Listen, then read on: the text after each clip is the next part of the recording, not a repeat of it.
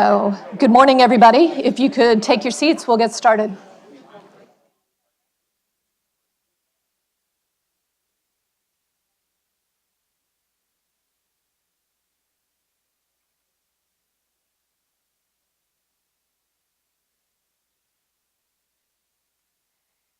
So, good morning. My name is Allison Wilson, and I'm the principal investigator for LAS, and I'm delighted to see you all here. After all the snow, we really appreciate the effort that you all made to get here. It doesn't usually snow in North Carolina before Christmas.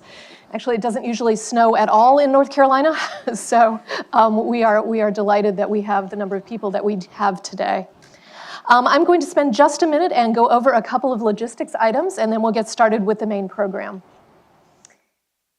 So just to walk briefly through the agenda, this morning we'll start out with a welcome from Mike Bender, our director of LAS, and then our keynote address from Dr. Ann Bowser from the Wilson Center. I'll go next and try to help get you oriented to all of the interesting work that you're going to see throughout the day. And then the chancellor from NC State, Dr. Randy Woodson, will stop in to greet you officially from the university. After a break, we'll have two panels in two of the focus areas that we work in, so specifically human-machine teaming and advancing the science of analysis. I'll talk more about lunch, since if you found that precious parking place, you may not want to give it up. So let me tell you where you can actually walk to find some lunch. And then this afternoon, starting at 1 o'clock, we will have posters upstairs. And so up the yellow stairs and on your left is where Duke Energy Hall is. Then starting at 5 o'clock tonight, we will have a no-host reception at the State View Hotel, which is, we have the address later this morning, so you can type it in your GPS. It'll be good to find a drink at the end of the day. And so I will mention you are in Hunt Library on a university campus. It is finals week, and so the library proper is closed, except to students and university employees. So you will be fine if you go up the yellow stairs and stay on the left, but you won't be able to go through the turnstiles to actually tour the library itself. You can see the book bot right out here, but the library itself is closed to support the students during finals. So a few more things. Please check your cell phones. There's probably no service in here, but just double check. There is Wi-Fi available through the NCSU-guest network. Additionally, for those of you who have access to EduRoam, we also support that here as well. Coffee is available in the coffee shop out here. And if you want to take a walk during the break, it's also available in Port City, Java, in the textiles building. So out the doors, across the grassy area, across the street, and it'll be right there in the Wilson Textiles building. We'll talk more about lunch, but there are walkable lunch options. And so, okay. The other thing that I will mention is the presentations are being videotaped and live streamed this morning. If you have colleagues who are interested who were not able to attend, that link is available through the LAS website under events and the 2018 symposium. So feel free to let them know about that. Everything, the posters, presentations, abstract book, the videos will be made available through the website a little bit later. And I will just mention, we do also have photography happening, but the photography and the videography will be only focused on the stage. So with that, let me introduce Mike Bender, who is the director of LAS, to kick us off.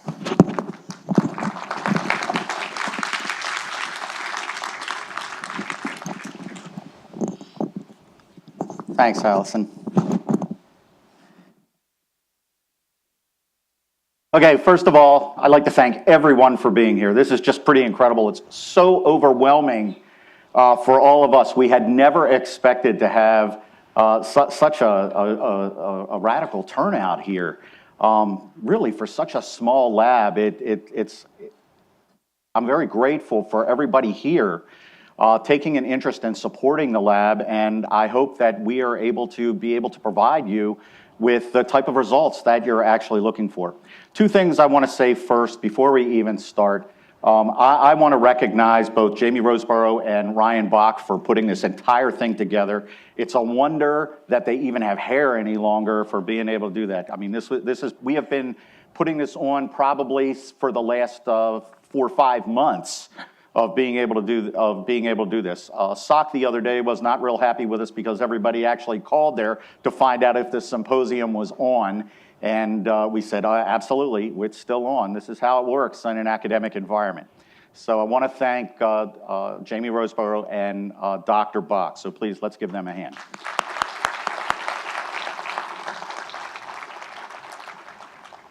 Okay, for those of you that know me, you know that I probably talk a long time, so they limited me to 500 words.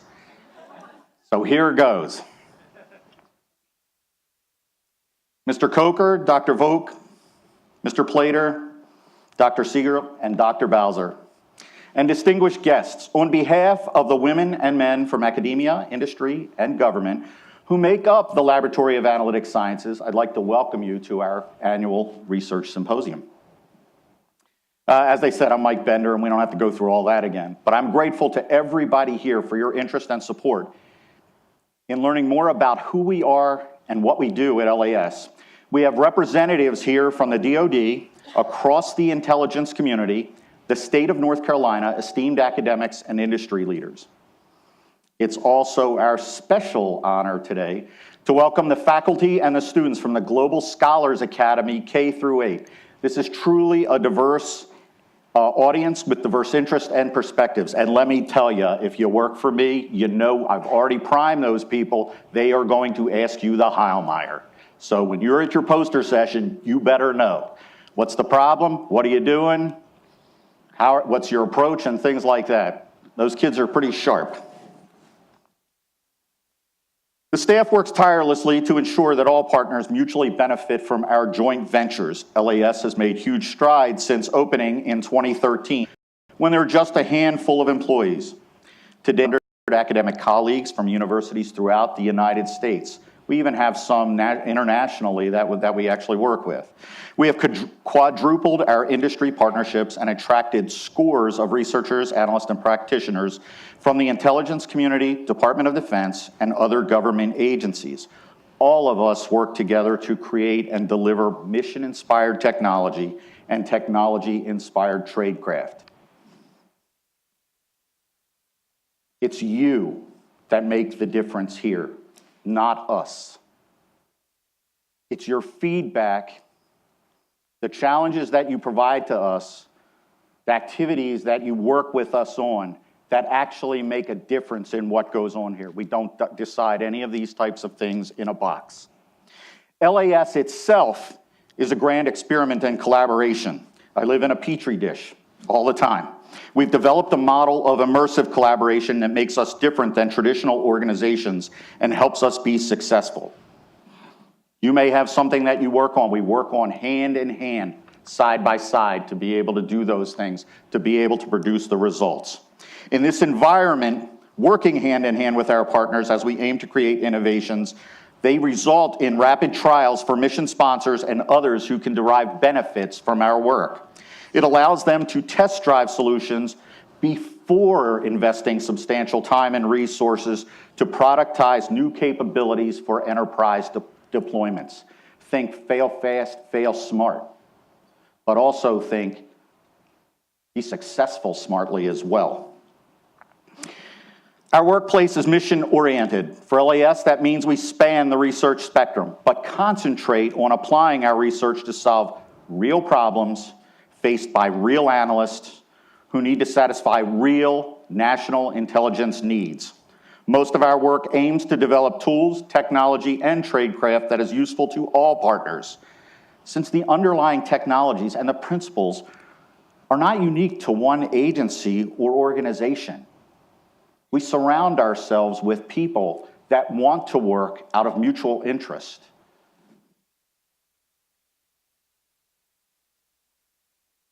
Today, you're going to see the results of the activities for 2018.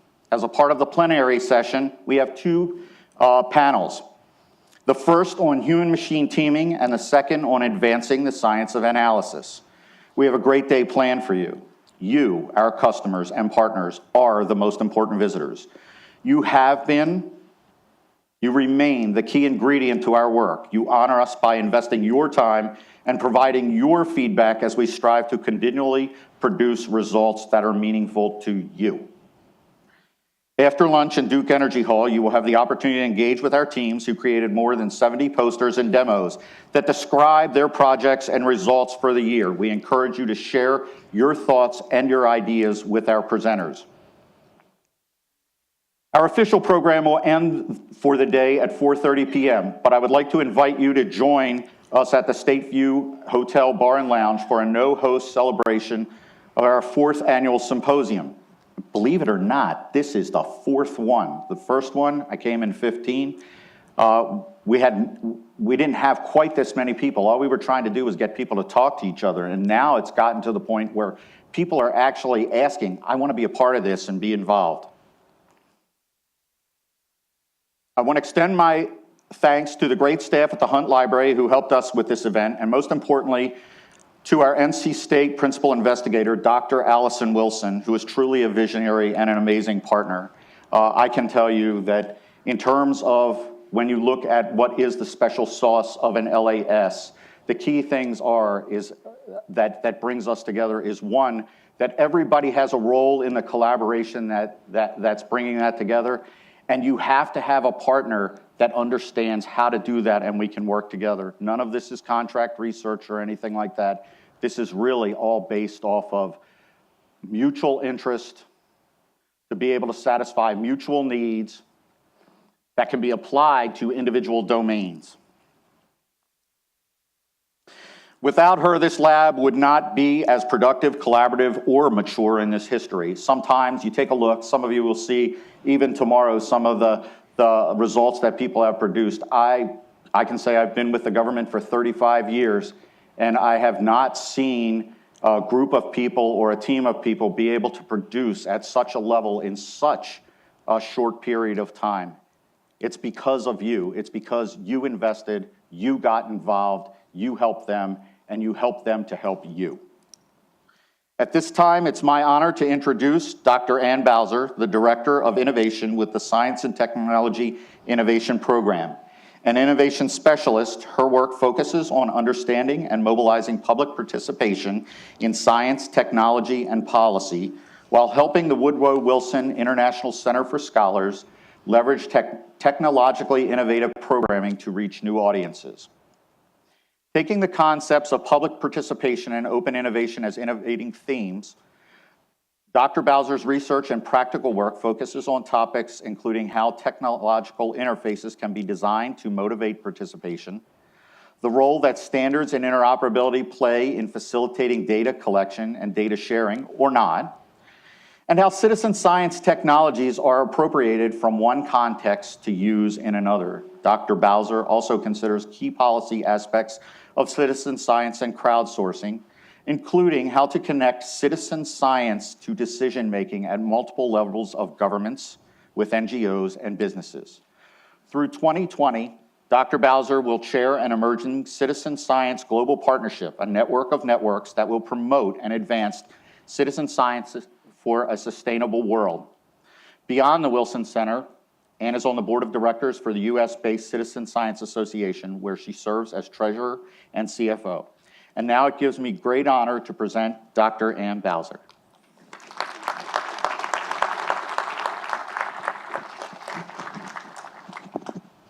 Okay, you have to help me with this because I'm... It's okay, we'll figure it out. Okay, nobody listen. Uh-oh. I think I wear something with pockets today. All good? I think so.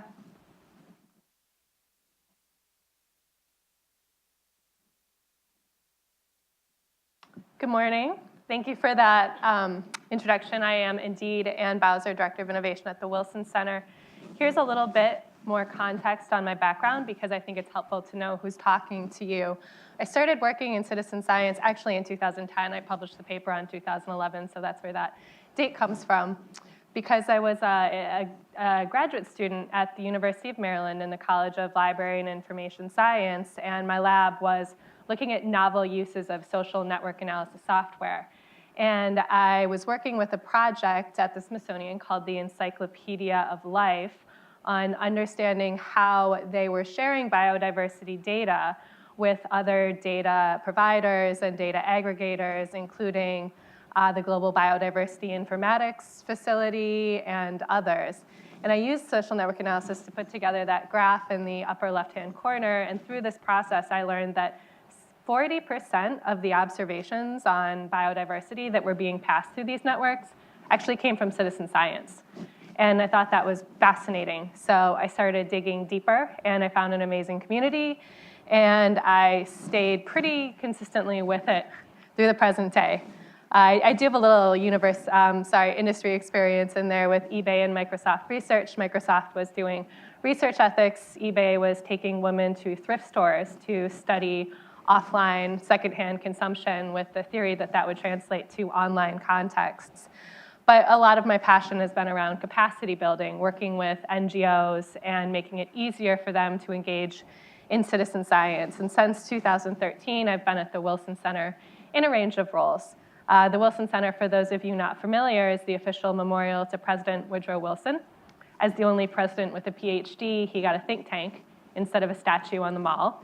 It is a quasi-government agency, so we receive, I believe, $11 million this year in congressional appropriations, but are also supported by private foundations, corporate partners, and individual donors. At the Wilson Center as Director of Innovation, 80% of my work is whatever I want it to be, and that historically has been citizen science. I define citizen science as public participation in scientific research to meet real-world goals. This is also the definition that the US government embraces through policy, including the Crowdsourcing and Citizen Science Act, which was recently passed as a part of the America Competes reauthorization. There are at least 4 different types of models of citizen science projects. Organizations like Public Lab use citizen science as an early warning system. For example, using kite mapping or balloon mapping to monitor oil in the 2010 Gulf oil spill. The canonical example is long-term monitoring. Biodiversity is probably the best known example, but also environmental resources and a range of natural resources. Long-term projects, both structured and not. Research questions, Galaxy Zoo was a project in 2012, I believe, that involved almost 1 million people in crowdsourcing 40 million observations of every single galaxy that was photographed by the Hubble telescope. And they did it in under 3 months. The 4th type of citizen science that I think is underexplored and underutilized is the role of citizens as ground truthers. So for example, you can use Earth observations to track deforestation over time, but if you have a photo like that submitted via mobile phone, then you can actually track the source of deforestation, which is adding a layer of knowledge onto information. There are 2 cross-cutting themes that I see as the potential for helping citizen science scale. One big aspect is related to capacity and community. Individuals learn through the process of participating in authentic scientific research. They may be more inclined to pursue STEM careers. They're developing topical knowledge, but also knowledge of the critical research process. Communities at local levels, at national levels, and increasingly at global levels are becoming more and better connected with one another, including through peer-to-peer networks and between citizens and researchers. This leads to empowerment through new knowledge and through new knowledge not just on a topic, but on different ways that decisions are being made and different decision makers in a particular space, and then also empowers people to take action. The second cross-cutting theme that I see is around data and knowledge. The major promise of citizen science is that it is hyper-local data that is not attainable through other means. It's coming from private property. It's coming from individuals who really know their environment. And this information is being used to solve a local problem, but can also be reused in regional and national and even in global scale research and decision making. I mentioned that my work is largely about building capacity. In 2012, a group of citizen science researchers met in Portland, Oregon. They thought they were having the only meeting like this, and they decided to formalize the Citizen Science Association as a network of researchers and practitioners who would come together to exchange knowledge on best practices for how to use this research paradigm impactfully. The next conference of the CSA is right here in Raleigh, North Carolina. It's coming up March 12th to 17th. I would encourage you all to check it out, and I would thank NC State for their sponsorship and partnership at this really critical event. Little did we know, as we were formalizing in 2013, there were also parallel conversations happening at the Museum of Natural History in Berlin around a European Citizen Science Association with parallel means, and then also murmurings in Australia that would have become the Australian Citizen Science Association, which I believe was just incorporated formally last year. So I start going to all of these conferences and these meetings, including with the US Citizen Science Association and the European Citizen Science Association. Something interesting that my program noticed at the European conference is that there are a number of citizen science projects engaged in mosquito vector monitoring, and they're doing similar things. So we started working with the European Association, and then also UN Environment came in as a partner because they wanted to start a flagship citizen science initiative to bring these people together and get them to talk more concretely about their work. So there were 4 canonical protocols that they were using to track species presence absence, bites nuisance, biodiversity specimen, eDNA, and larvae breeding grounds. They were also developing different technologies, especially apps. Most of these were coming from Europe or North America, sort of the usual suspects. But a couple projects were starting to share their technologies with others. For example, the Mosquito Alert app, which was developed in Barcelona and initially coded in Spanish, was reused by a group of people in Hong Kong. And together, we formed something called Global Mosquito Alert Consortium, which is now a network of citizen science mosquito monitoring projects that work together to design and endorse common protocols, to actually share information, open source technologies, but then also to share the human capital or the human resources. So there's a directory that we're building of citizen science volunteers who have a certain level of knowledge about species in their particular area, and the different projects can share access to these people to validate the observations that are coming in through crowdsourcing that may be of a range of data quality depending on who's submitting them. So based on these first 2 activities, I don't know how many of you work with the UN, but it's sort of one of those things where you get invited to one meeting and then they just keep inviting you back. They actually asked us to bring a delegation representing the global citizen science community to the last UNEA General Assembly, which was in Nairobi at the end of 2016. And we all met and we talked. We noted this trend of citizen science spreading across the globe, all of these individual activities, but no central coordinating mechanism. So founded collaboratively the Citizen Science Global Partnership as a network of networks seeking to promote and advance citizen science for a sustainable future. Major goals included seeding and supporting new citizen science associations, including in Africa, Asia, and the Middle East. Seeding more project consortia, so building off of the Global Mosquito Alert project to see, can we do this for clean energy? Can we do this for microplastics? Supporting data standards to enable interoperability, and then because it's the UN, linking this all back to the Sustainable Development Goals. As this is in progress, one more really interesting thing hits my desk. The 50th anniversary of Earth Day is coming up on April 22nd, 2020. And Earth Day Network, a major environmental education and advocacy NGO who helped coordinate the March for Science, and the US Department of State through the Greening of the Embassies program, had hatched up this idea to make the 50th anniversary the biggest citizen science campaign that the world has ever seen. So they wanted to recruit millions of people to collect 1 billion observations in air quality, water quality, biodiversity, pollution, and human health, and they brought the Wilson Center in as the 3rd primary partner because of our existing work in the citizen science community. A couple major goals. We're designing a new data standard with the Open Geospatial Consortium. What's key here is actually the metadata, coming up with controlled vocabularies to do things like document data quality and help secondary users assess fitness for purpose or fitness for use. Scope, global, working with existing associations and again, seeding new ones. Strategy, we're making the whole project as bottom-up as possible. We are 2 days away from closing a crowdsourced call for research questions, asking people around the world, what is the #1 area of environmental concern? We've gotten submissions from all 7 continents, yes, including Antarctica. And we're also going to be involving the public in a series of hackathons to actually design the technologies that will enable this project to happen. Resources, something Earth Day Network brings to the partnership that I think is really important is the commitment to build a what you can do manual that identifies direct pathways between data collection and action, whether individual behavioral change or advocacy work. Impact, I think this is potentially going to help reimagine the modern environmental movement, which is why the Earth Day Network is interested. But it's also an unprecedented opportunity to study citizen science at a global scale and in a massive participation that hasn't been available before. This is my logic model for understanding how these 2 projects relate to one another.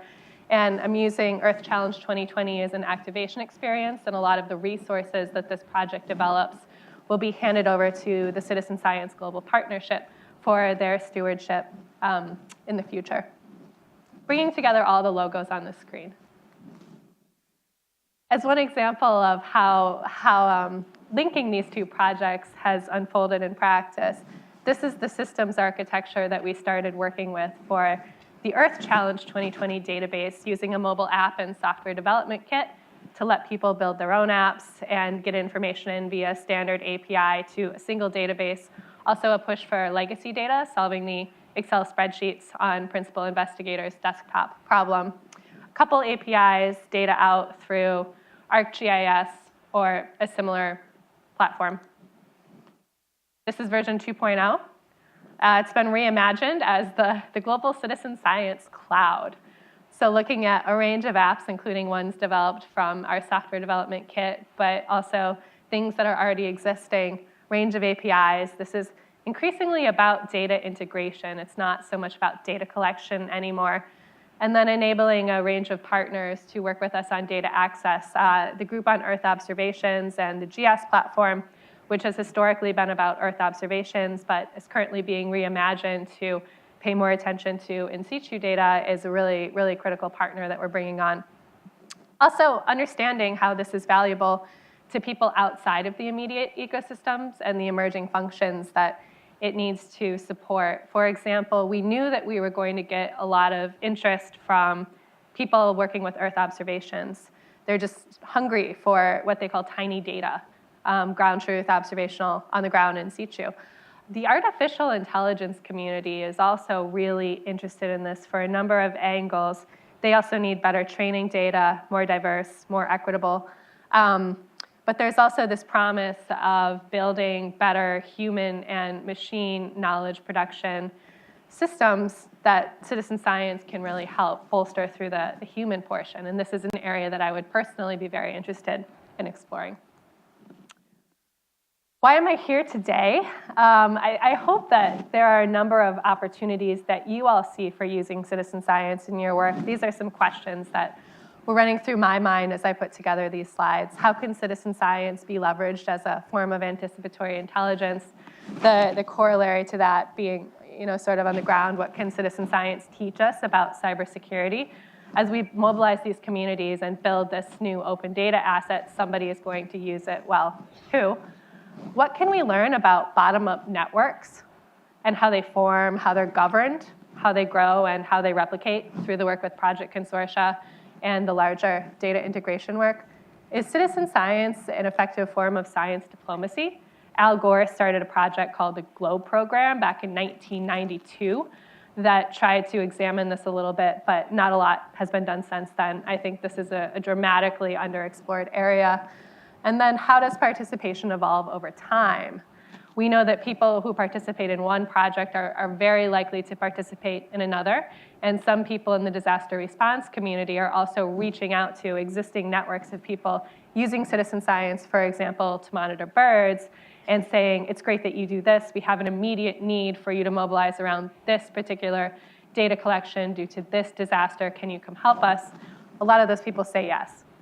And then also, how can we build the infrastructure, including the technological components and the human networks, to make solve for X possible? That's my citizen science spiel. I'm very excited to be here. I'll be around the poster session this afternoon. The abstracts look great in the book. I'm not sure if we have time for questions, but I look forward to engaging with everyone one way or another today.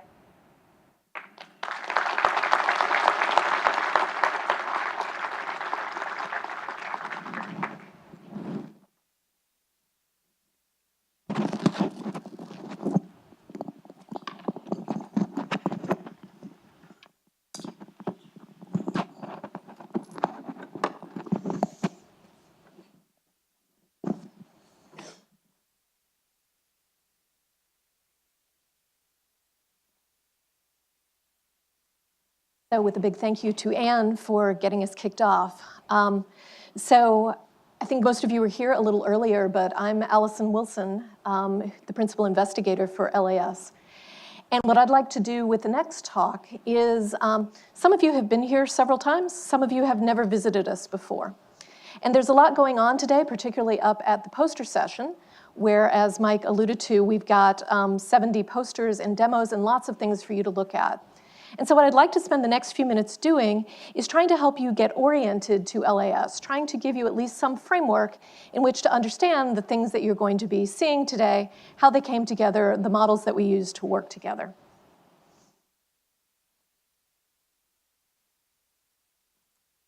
And so Mike already talked about much of this in his talk.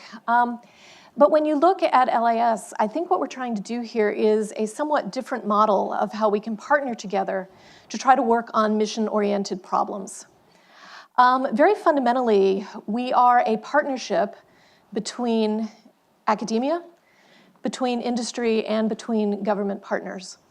And one of the things that that does is that changes the model for how we think about working on problems relevant to the IC.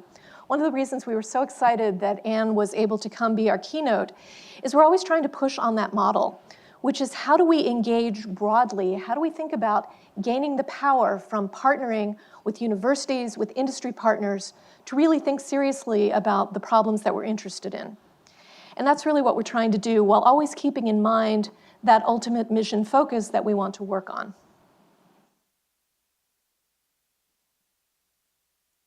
So as we're looking at our 2019 activities, one of the things that you'll see as you look at the posters is there are themes that run through the work that we've done. We tend to talk about these themes, we call them exemplars, primarily meaning that they are a collection of problems in a particular space. These are the 5 exemplars that we worked on in 2018, and just a little bit later, I'm going to give you a little more definition, a few more examples of each of them, and then talk about where you might find them up in Poster Hall. So one of them is anticipatory thinking. So how do we start to imagine the future? Collaborative computing, which is really our human-machine collaboration.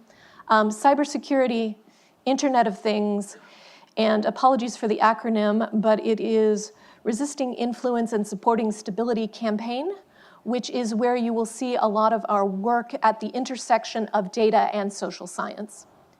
In addition, you'll see a number of posters that are in the advanced concepts bin, where we have done 1 or 2 projects to try to do a quick initial exploration to see if it's something that we might want to fund in the future, or if it's something that might indeed actually grow into a full exemplar of its own later on. The other thing that you'll see as I'm talking about the exemplars is they're not going to have very clean, bright lines between them. There's a lot of overlap. And part of why that is because there are real threads that run through the work that we do at LAS. And these are real focuses that you will see reflected through many of our projects. The first is very much sense-making. And so the idea that there's lots and lots of data, there's very heterogeneous information, and much of our goal is to try to start to figure out what we can understand. How is it that that interacts with intelligence tradecraft? How do we support that with new tools, new techniques, those kinds of things? And so you're going to see sense-making as a key activity that underlies many of the projects that we work on. Similarly, you're also going to see what I call analytics. That's going to mean many things to many people. I'm a statistics professor. We can have the conversation if you want to know the 14 current definitions. But what I mean here is really fundamentally the work that we do here starts with data.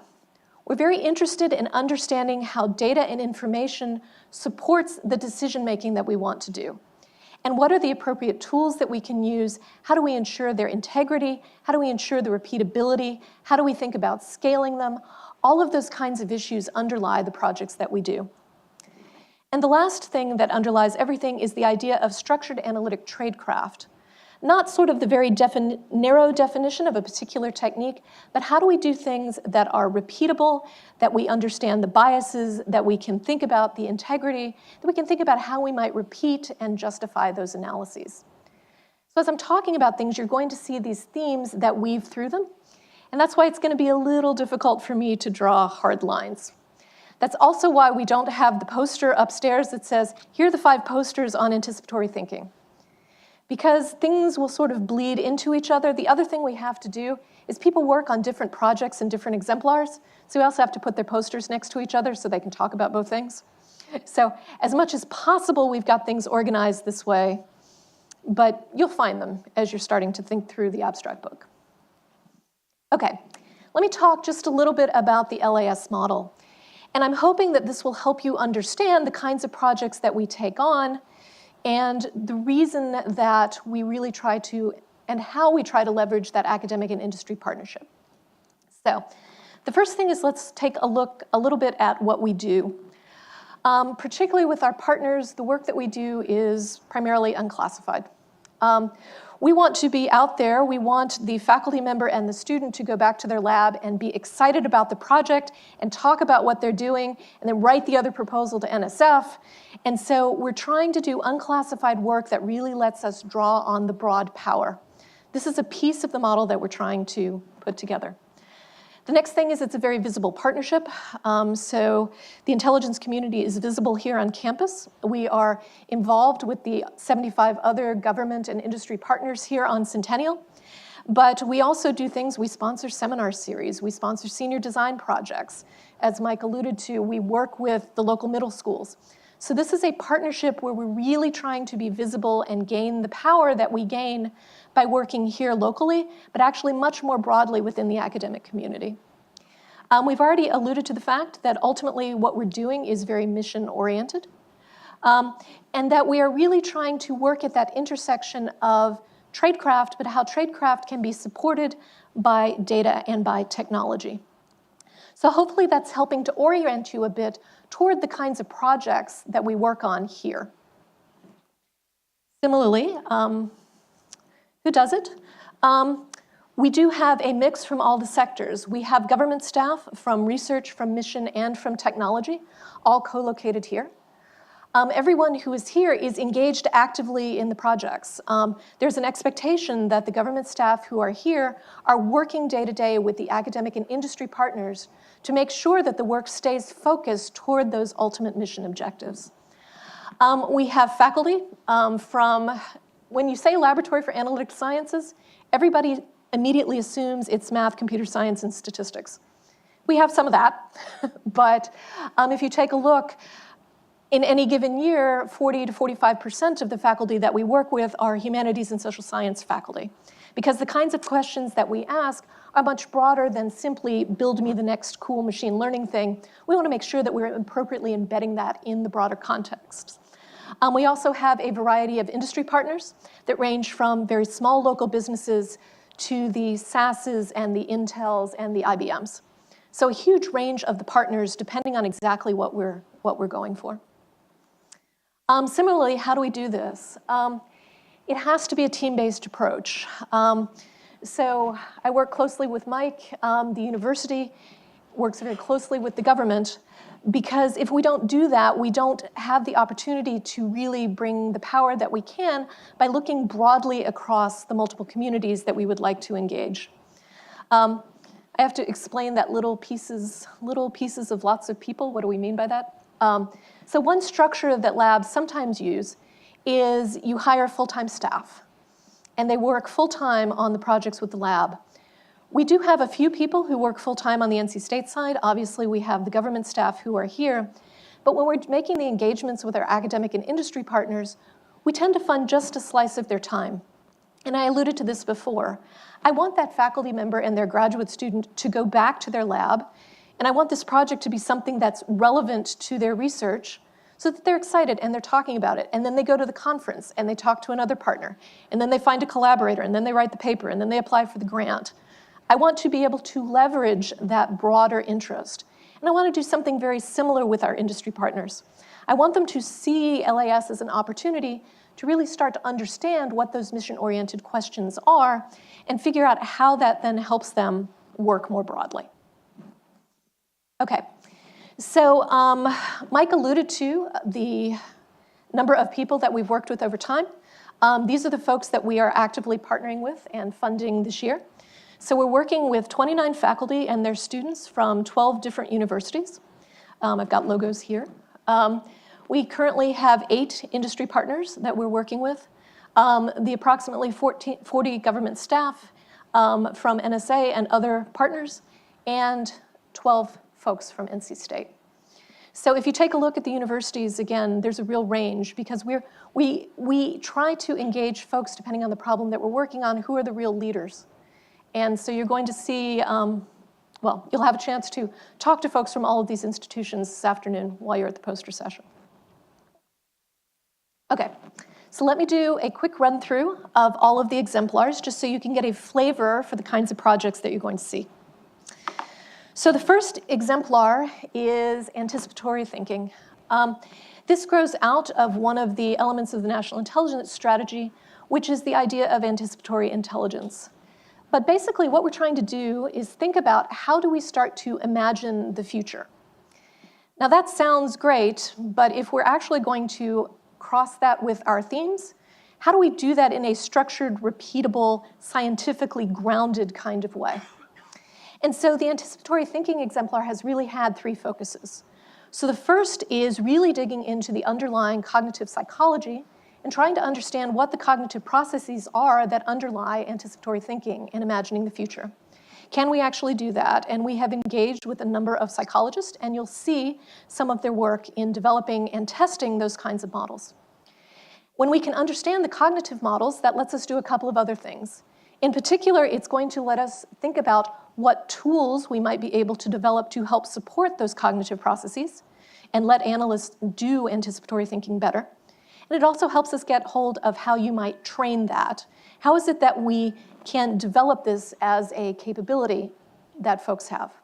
So when you take a look at our anticipatory thinking, you're going to see cognitive science, you're going to see tools, and you're also going to see training among those projects.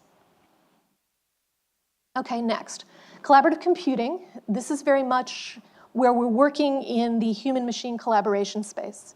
Our first panel will start to explore these ideas a little bit more, so hopefully that will give you all a flavor of where some of the open questions are. But when you're looking at the work that we've done in collaborative computing this year, these are really the 4 areas where you're going to see projects. So the first is starting to think about data. So how do you actually understand what's going on as people and machines work together? How do you instrument and how do you understand the data? The second is the idea of workflows. So how do you represent workflows?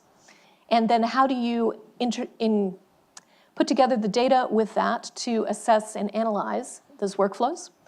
The third is very much analytics, because ultimately, if humans and machines are going to work together, we need the analytics underlying it so we can take the data and do this real time. And then the fourth is interface.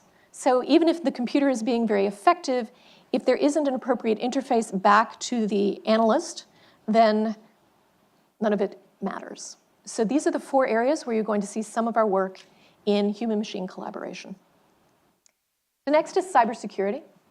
The very particular niche where we work in cybersecurity comes out of the other exemplars and some of our themes. So really, we're very much interested in exploring cybersecurity from an anticipatory thinking perspective and from a structured analytics perspective. So when you take a look at this, you will see one of our prototypes called Beast, where we have a lot of examples running. These are the kinds of things where you will see us working on the cyber side. The next is Internet of Things. Again, we've carved out a fairly specific niche here, where we are working on low-power wide area networks and industrial IoT devices. Again, our focus comes out of one of our themes. We've been very interested in thinking about data, in thinking about analytics, so how do we use machine learning to do classification? And we've also been thinking about how do we use analytics to support security within these kinds of industrial IoT settings. So the last, our risk campaign, the Resisting Influence and Supporting Stability campaign, has a number of projects, all very much growing out of social science kinds of questions. So for example, we've been looking at how do we make the Failing States Index something that uses data more real time? Can we make that a leading indicator versus a lagging indicator?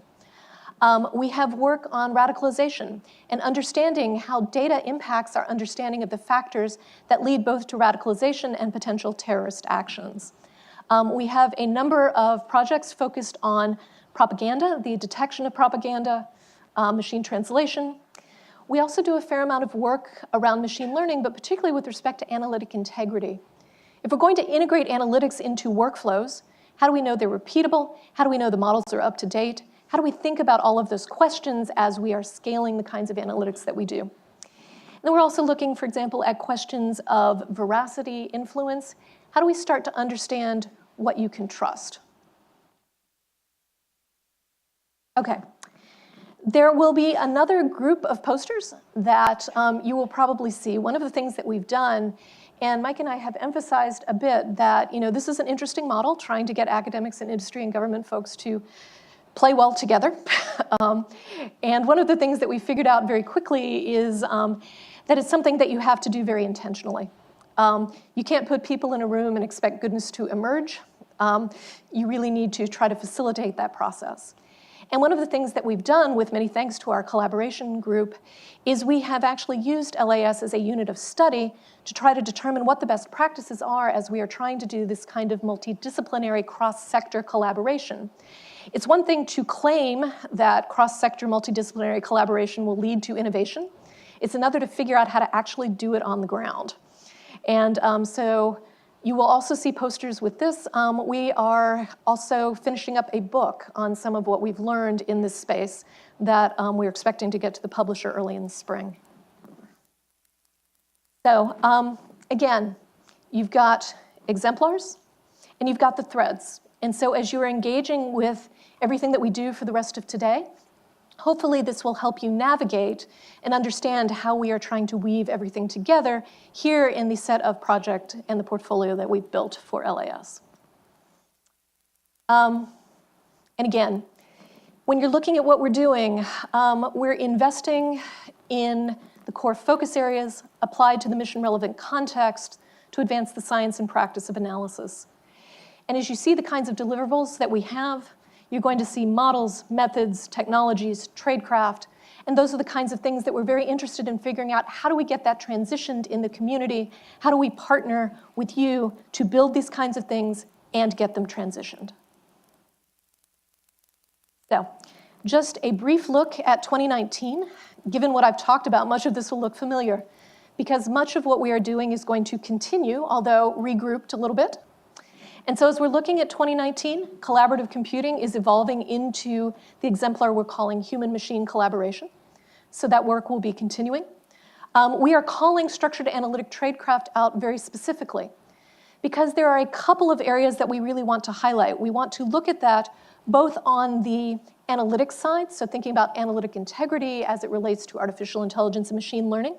But we also want to look at it in the context of intelligence analysis and how do we actually check if some of those structured analytics techniques that everybody doesn't like because they take so much time. If you actually do that, does it make what you're doing better? And can we measure that? And can we do those experiments to try to understand that? There is a great deal of focus within the community now on the AIM initiative, the Augmenting Intelligence Using Machines. We are looking at how we will support that with many of our activities in the artificial intelligence machine learning space. So again, you've seen our emphasis on data and analytics. That will continue. We will continue our emphasis in the computational social sciences. And then we are putting very particular focus on this idea of transition. How do we make sure that all of these products get out into people's hands. And that isn't simply build a piece of software that we package and throw over the fence. How is it that we engage the community in testing tradecraft, in understanding the technologies? What are ways that we can actually move that forward? So, I hope that you have a good day today. You're going to see a lot of stuff. When you are upstairs this afternoon, there is a table just inside the doors where if you are interested in learning more about how to get involved in anything that you're hearing about, stop by and talk to us. There are lots of models that we can use to do that, and we will help put you in touch with the right people to talk to today. So please do stop by, again, just inside the doors during the poster session. Okay, so thank you very much.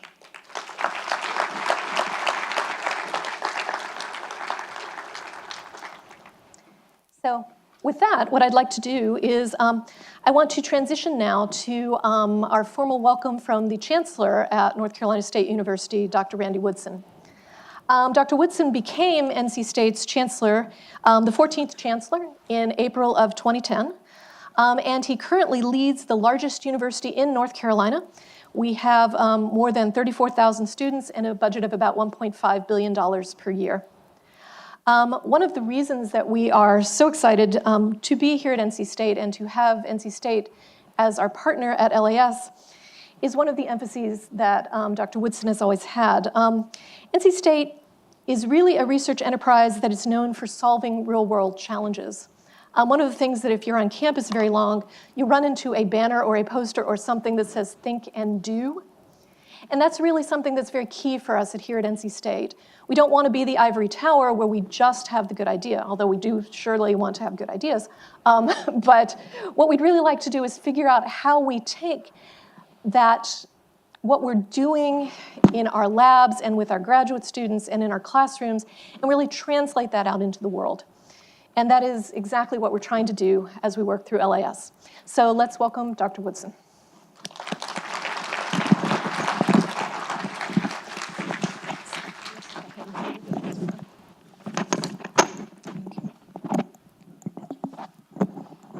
Good morning, everyone.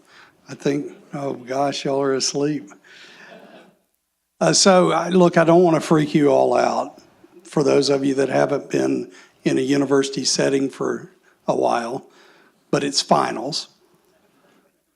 There are about 11,000 students upstairs freaking out.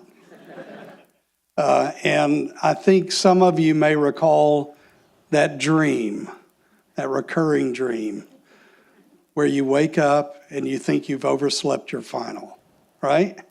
Well, that's happening today here at NC State. So I'm thrilled to be here. You know, the Laboratory for Analytic Sciences is a great example of our think and do attitude. I want to thank Mike Bender and for his leadership, and Allison Wilson as a principal investigator for really bringing this model to life at NC State. So for those of you that are new to our campus, you're on Centennial campus, and this is a place where we actually do bring this partnership model to life. LAS is a great tangible example of 76 different organizations that call NC State Centennial campus home, companies and government agencies and nonprofits that work here every day. I like to say there are 4,000 or 5,000 people that work here on our campus every day, and I don't have to pay them because they're part of other organizations. But it really is important to us to build the kind of partnerships that really move science, technology, engineering, computer science, and other things forward. And LAS is a great example of that. We recently, for example, established, I see Dennis Kikas back here, and Mladen Volk, we recently, in partnership with IBM, established the North American Quantum Computing Hub here on Centennial. Just another example of our working with the private sector to really bring things to life. We house 2 National Science Foundation Engineering Research Centers here, one in the area of power electronics and the other in the area of wearable medical sensing devices, all of which are government-funded, university-led, but rely on partnerships with the private sector. So this is a place where students really can come to study and interact with the private sector every day, and that informs the way that they go forward in their careers.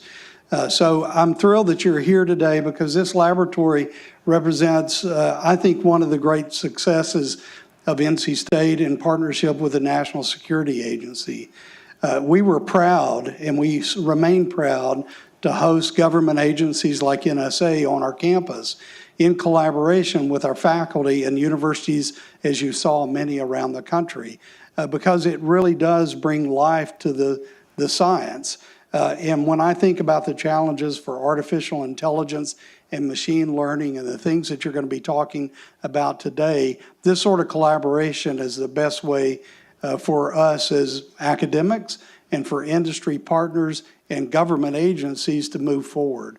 So we're thrilled you're here. And I also want to give a shout out to Ann and Dr. Bowser for her comments, because citizen science is a huge part of NC State's DNA as well. If you go back in time, our College of Sciences, led by Dan Solomon at the time, really focused on communicating science to the broader public, and doing that by getting young people, in particular young people, to participate in the collection of data. And in fact, we're so excited about citizen science that we've stood up a whole cluster of faculty where we've gone out and intentionally recruited new colleagues to come to NC State that are focused on citizen science and public science. So it's a big part of what we do here as well. And as Ann pointed out, we'll be hosting a large conference here in Raleigh, which is exciting for not only NC State, but the Triangle community. So thank you all for being here.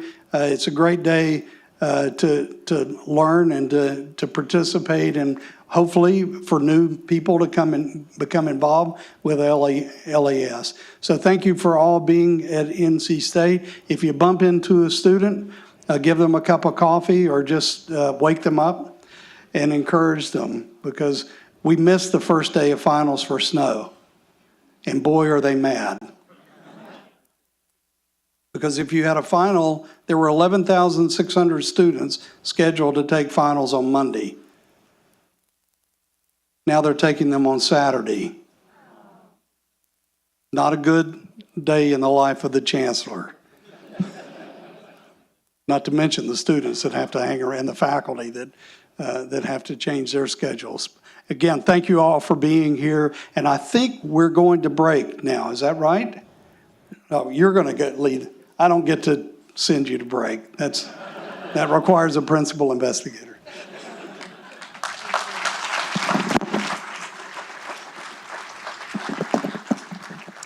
So, as Dr. Woodson said, it is time for a break. We will reconvene at 10 o'clock to start our panels. I know many of you are interested in, well, coffee and bathrooms, so let me point at those. So restrooms are just out the back under the yellow stairs beside the elevators, both on this floor and one floor up the yellow stairs. There is a coffee shop just here. If the lines get long, you can also walk out the glass doors across to the textiles building to Port City Java. And that's another opportunity for you to find coffee and snacks. So we will see you back at 10 o'clock.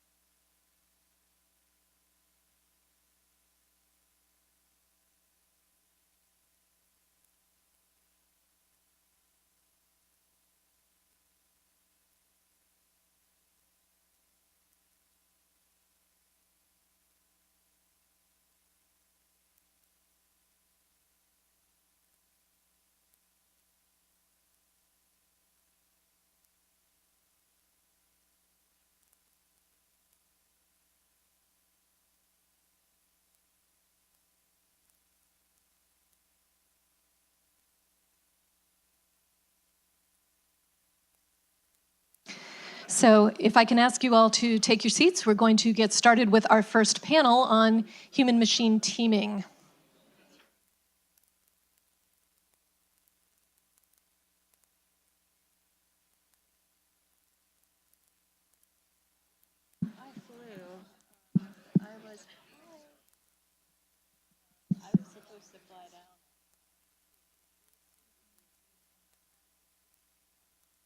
So for the remainder of the morning before lunch, we are going to have two panels. The first is on human-machine teaming and is going to be moderated by Dr. Jordan Krauser from Smith College.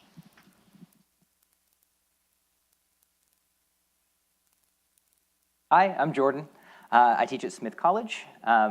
Many of you may not know about Smith, but we are an undergraduate institution in Northampton, Massachusetts. I'm lucky enough to have 5 of my undergrads joining me today. So I'm a little bit of an atypical moderator in that I'm coming from that perspective. So when they asked me to moderate this panel, they said, can you put up a definition of human-machine teaming? I'm not so good at definitions. I'm better at questions and big ideas. So instead, we're going to organize a little bit around that. So the first big idea that I want to throw out, which may not be new to a lot of you, but is this idea that humans and machines have complementary strengths. Right? That when we think about computation, when we think about machine learning, when we think about artificial intelligence, we're often thinking about things like speed and scale or scalability and precision, right? If you want something done precisely and to an exacting specification, you probably are falling on the machine side. But if we think about the human, if we think about the analyst, we're often thinking about perception and context, and expertise, and creativity, the ability to adapt to uncertain or changing environments. So these strengths can amplify one another, but they also present some unique challenges. And I think it's probably safe to say that the problems that most of us are worrying about, right, things like how do you keep airplanes from crashing into each other? Or how do you secure a power grid on a country that's the size of a continent? How do you detect fraudulent wire transactions when the bad guys are humans and they keep changing their tactics? How do you secure a network? Right? These questions, these big problems, they're requiring us to draw on strengths from both of these sides. So here's the rub. Traditional interfaces, right? I work in visual analytics. I work in data visualization largely. Traditional interfaces where we have an analyst sitting at a screen and they click some mouse buttons and they type some things are not very good at enabling effective collaboration between these two sides. So how do we integrate humans and machines in a way that their strengths complement and amplify one another?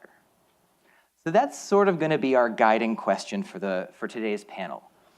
So I'm so pleased to have Kem Thompson, Celeste Paul, Chris Cook, and Samantha Simzak here with me today. I'll let them introduce themselves. I'm going to join the panel a little bit. This panel is designed to be interactive. So I have some questions that I'm going to ask, but I think, do we have mics for the audience? If you have a question, speak really loudly, and I will amplify your question into the. Oh, we do have a microphone. If you have a question that you want to ask of the panel, please do. All right, I'm going to come join. I'll turn off this mic so we don't get.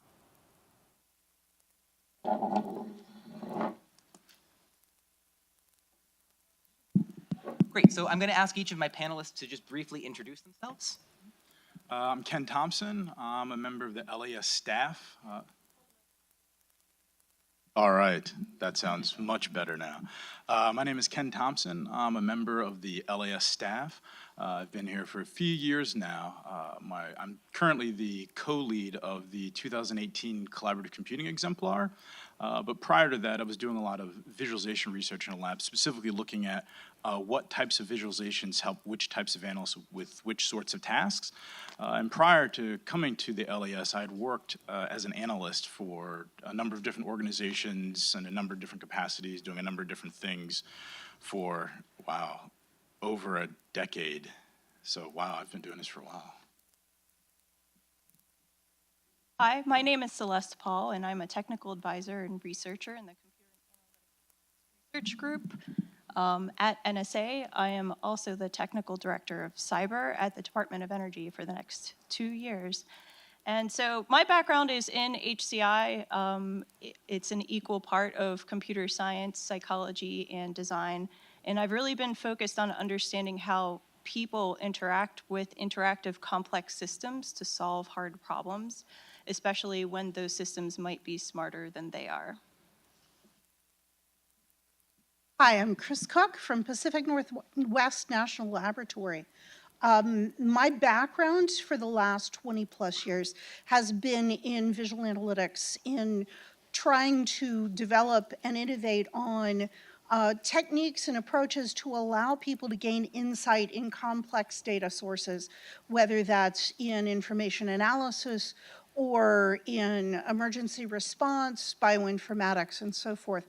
The key idea is bringing together key innovative analytics with visualization and interaction to allow people to interrogate their data and develop a hypothesis and test those hypotheses in their data. Hello, my name is Samantha Simzak. I'm the Director of Cognitive Systems Engineering at Resilient Cognitive Solutions out of Pittsburgh. My education was in systems engineering, but I've been practicing cognitive systems engineering for the past 15 years. And my interest is really in building what we call joint cognitive systems. And those systems take into consideration the goals of the domain of the practitioners, the technologies that we're building, and our end users all together holistically. And how do you build systems that take each of those perspectives into consideration in the actual design? Great, thank you. So, as you can tell from our lineup, we have really diverse backgrounds, and so we're coming at this problem with insights drawn from our respective domains. So I think I'd like to open by asking my panelists, what does it look like for humans and machines to team up in your world? I'll kick that off. So for me, when I think about what it looks like for humans and machines to team up, it's a lot like what you described before. You know, I want a machine, I want a machine to be able to help analysts get from A to B, which is to find those gold nuggets of information. There's a lot of different tasks that analysts are responsible for doing that aren't necessarily analysis. Things like setting up queries, things like deciding the right workflows, things like doing visualizations or picking visualizations, as well as going through a variety of fairly complex workflows. And I think in some cases, machines can really help analysts do that. While at the same time, I want analysts to spend and focus most of their time dealing with the task that I think analysts are really good at, which is dealing with ambiguous information. So in short, I would love situation, or I'd love, when I think about what this looks like, it's one where the machines are essentially helping the analysts find those gold nuggets of information, finding that information, and then the analysts going through a manageable, or what we sometimes refer to as a manageable amount of data, so that they can come to solid judgment, so decision makers can make the most right decisions. Organically jump in. So if you want to jump So one example right now of human-machine collaboration I think of as something like the active data system, which involves supporting people in doing analysis on multi-type data. The idea behind it is that we infer based on what the user's interactions are. We try to infer what task the user might be working on. And from there, run different analytics in the back end to try and proactively look for patterns or look for things that might be relevant and interesting, and then recommend those to users to enrich their analysis. It's not an idea, the point of it is not to try and dominate or take over or automate the analysis so much as it is to enrich and support the discovery process and hopefully allow people to get into more data and test more things than they would be able to do individually. So I agree with everything everyone has said, and I wanted to think of something I could say that's unique. And I think one thing to add to that is that from the perspective that I come from, is not to build black boxes where these things go out and do these underlying tasks on the analyst's behalf without the analyst really understanding what it is that the technologies are doing. And so I think if you ask what is human-machine teaming, from my perspective, it's also including that communication factor between the machine and the human, so that the human knows when the automation is struggling, so the human knows if the automation is up to date or if it's still churning in the background. And I think that then becomes a key component of what people think of as trust. So I clearly drew the short stick going last here. So I think when Jordan opened up with what the strengths of machines are versus humans, that's how I view what it is that we're aiming for. And we already do this with computing systems now. Whenever we develop analytics, we try to figure out what questions that the computer is better at answering versus the human, leave the human tasks to the human so that we optimize both the computer's time and the human's time. And I think sometimes whenever we start talking about human-machine teaming, it elicits an idea of what it is that we want or expect for the future. But I would argue that we're already on our way there. It's just that our successes have been so well accepted that the existing teaming is already invisible. And maybe all we need to do is to continue down that path.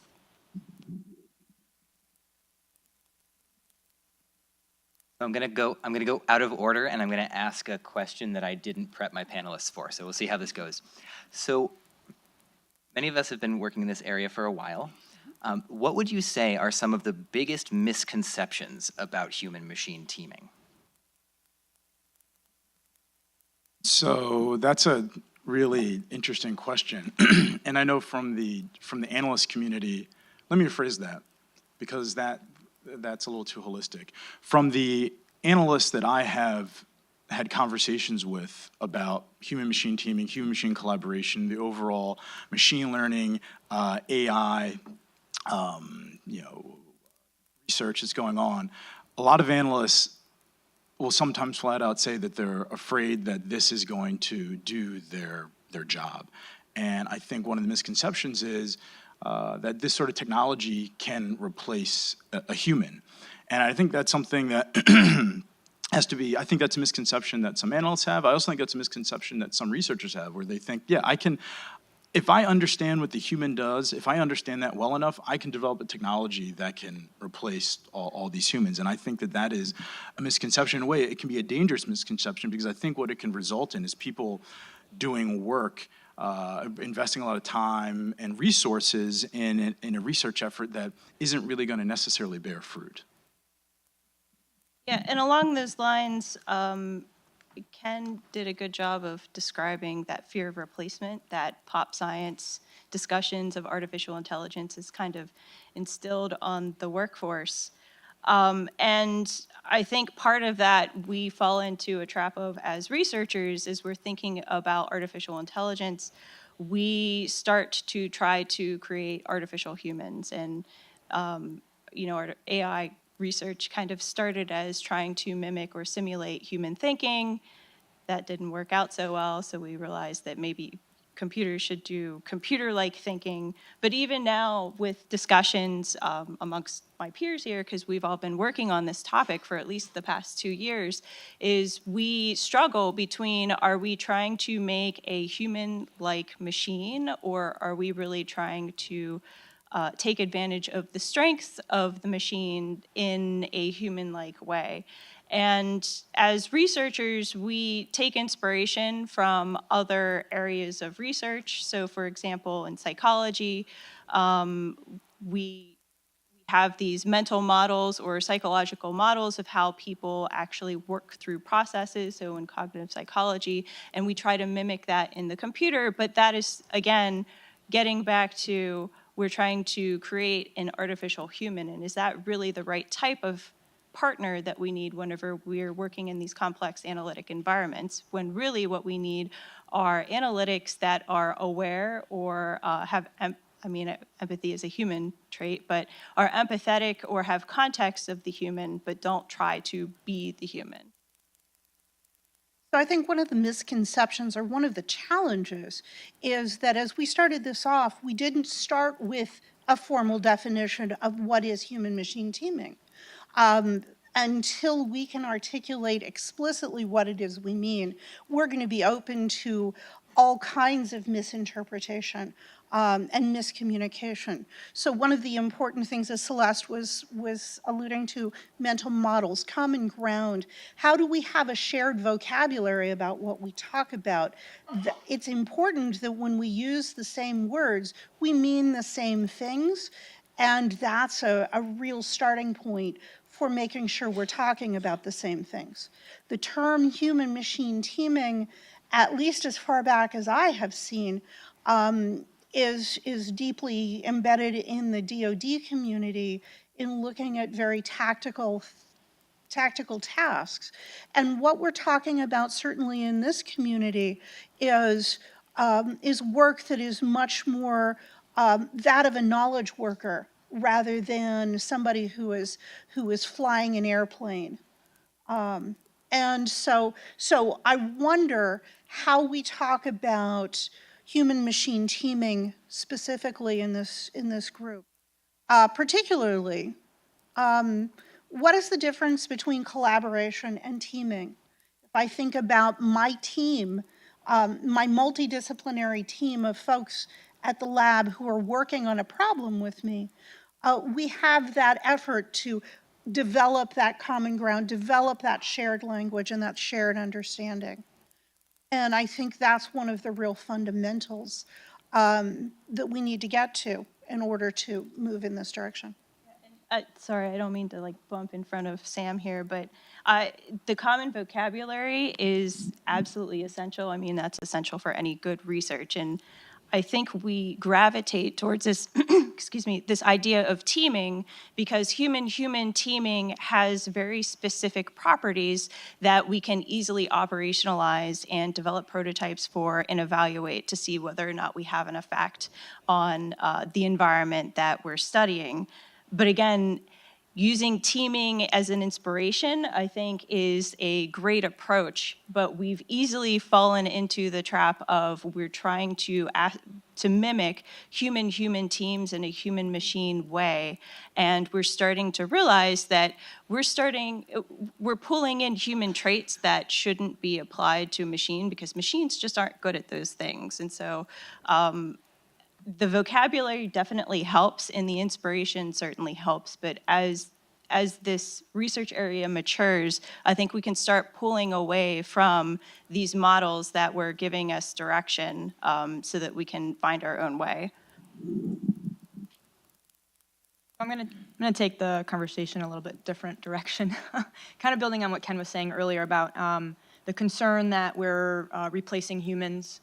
I think we also need to kind of step back and really think if assigning a task that exists today to a computer is actually the right model of approaching teaming with automation.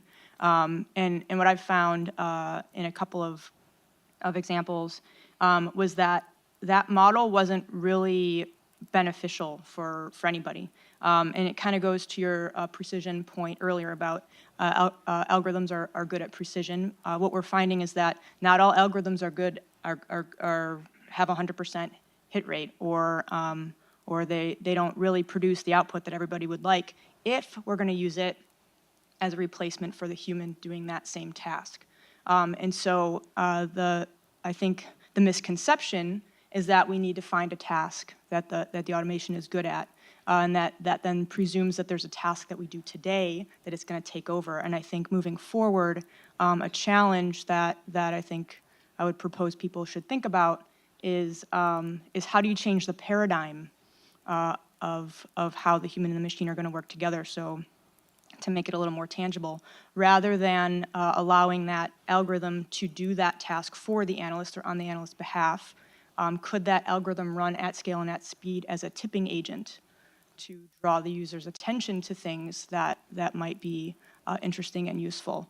But there is no tipping agent role today, so that is not a task that exists that we're going to assign to the algorithm, but we need to sort of rethink the engagement of those two things.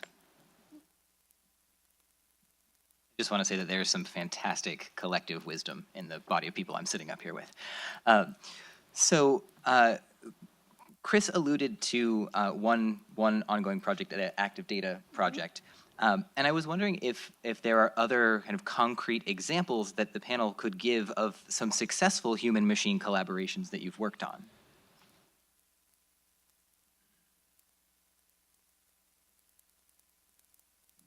That would be hard for me because I've worked with Chris for the past 7 years, and so I think our successes are somewhat joint. You don't have to be independent. I'll also open it up. So I'll make this a joint question. Yeah? Okay. This is a variation of what you asked. So I think for human-machine teaming to work, analysts have to be, or humans have to be comfortable with a machine having more of a role than just a tool.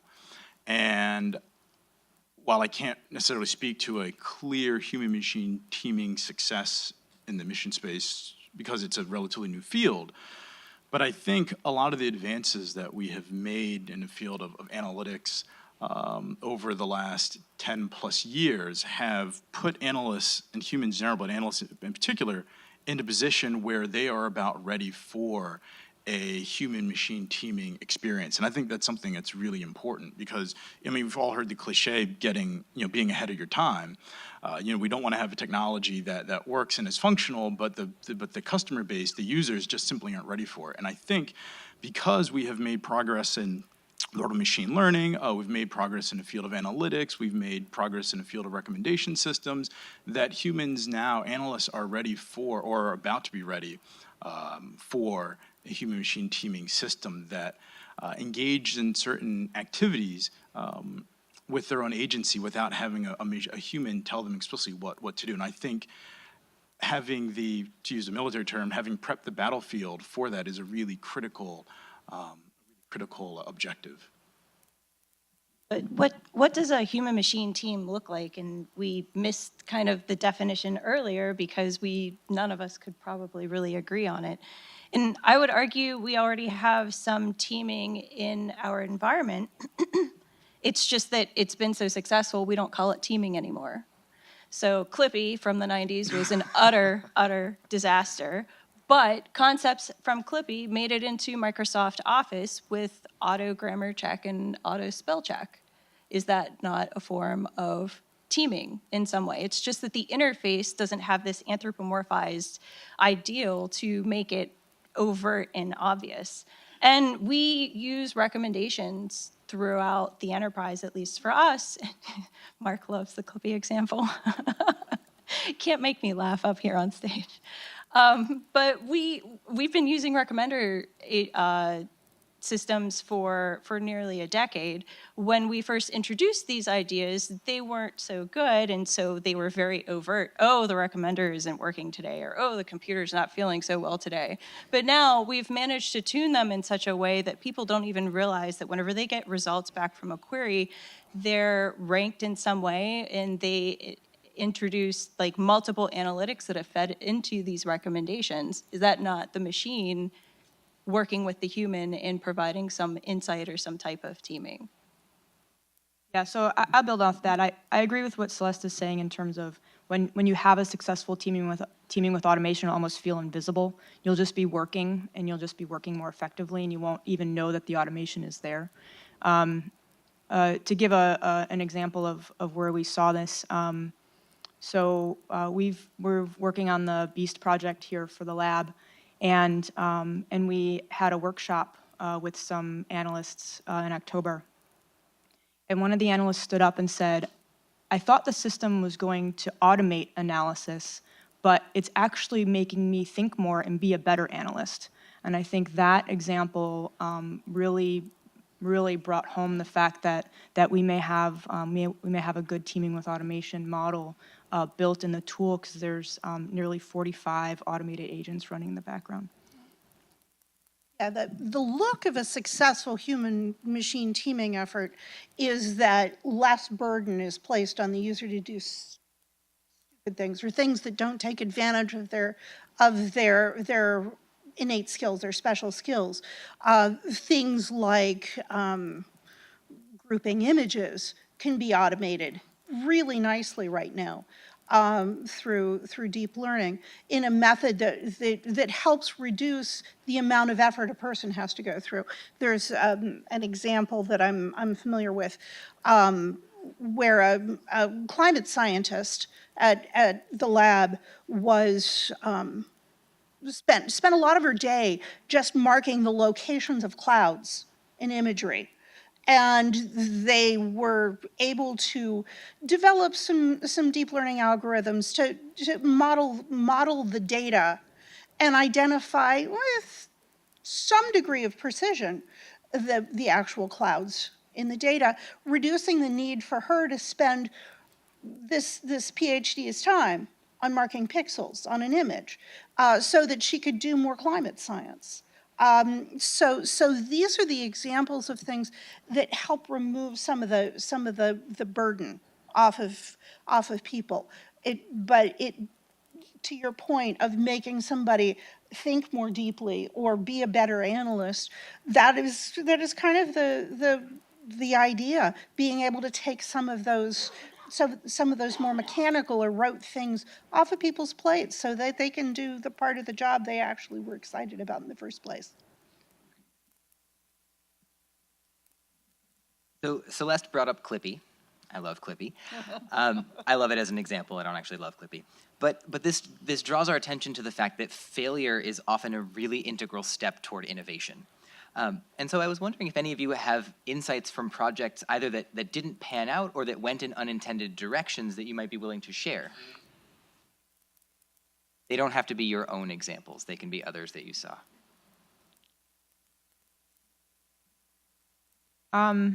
So it kind of goes along with what I was talking about earlier about changing the paradigm of how the user and the automation are going to actually work together. And we were brought onto a project where they were kind of like the example you were giving, where the computer vision analytics were looking for things in the imagery. And the interface that they gave the end user, who was an analyst who was supposed to use the output of these analytics to actually find things that were interesting, was essentially like a Google interface. And the analysts that were using it could barely find anything in the data that was useful. So it was a long list, and it, let's say it found people, so it said person 1, person 2, person 3, person 4, and it gave them no rhyme or reason to click on person 1 versus person 99, because the nature of the analytics were sort of generic. And so we had come in and sort of changed the paradigm on that and said, rather than having the analyst search either for arbitrary things or have to know what to search for before they even know it's in the database, which is kind of a conundrum. We put a different kind of user interface on the display that exposed all of the findings of all the analytics in multiple different frames of reference. There's a time-based, geo-based, and then it exposed the actual findings themselves in sort of a meta-content kind of way. And we actually found that when we connected it to their database that they were demoing with, they were saying that they were demoing 10,000 hours of video, but they were only demoing 4 minutes, because they were so overwhelmed with data overload by the presentation of the analytic output that they didn't even realize what their data holdings had. Chris's example of clustering of objects and the role of machine learning or even semi-supervised machine learning is probably a good example of this already. It cuts down on incredible amounts of manual work and time, but also gives the opportunity to refine as needed in order to establish that context. One example I would give in terms of failure is not necessarily a failure of the software, the technique, but a failure of paying attention to users' needs to be able to get it adopted. This has been several years ago, but we had a really cool tool people were really excited about that helped people understand drug discovery data more straightforwardly, using visualization, using several other techniques. And when people who did this for a living got a hold of the software, their first observation was, where's my spreadsheet? You've given me all these great ways of looking at this data, but I have honed my skills over 20 years in finding patterns in spreadsheets, and I can visually pick out anomalies in spreadsheets, and that is my work process. So you haven't supported my work process. So understanding that people's work processes are not necessarily optimized, and you need to give them some bridge to get from existing approaches into using advanced techniques or new techniques of any kind, even if they're not particularly advanced. Building those bridges for people is equally as important as building software tools that work.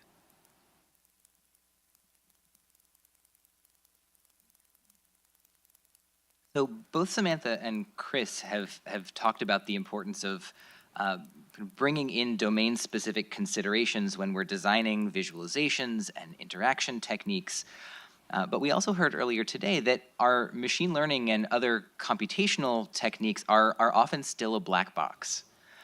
So do you have any thoughts about how to bring this same intentionality in terms of design to our decisions about the computational techniques that we bring into our systems?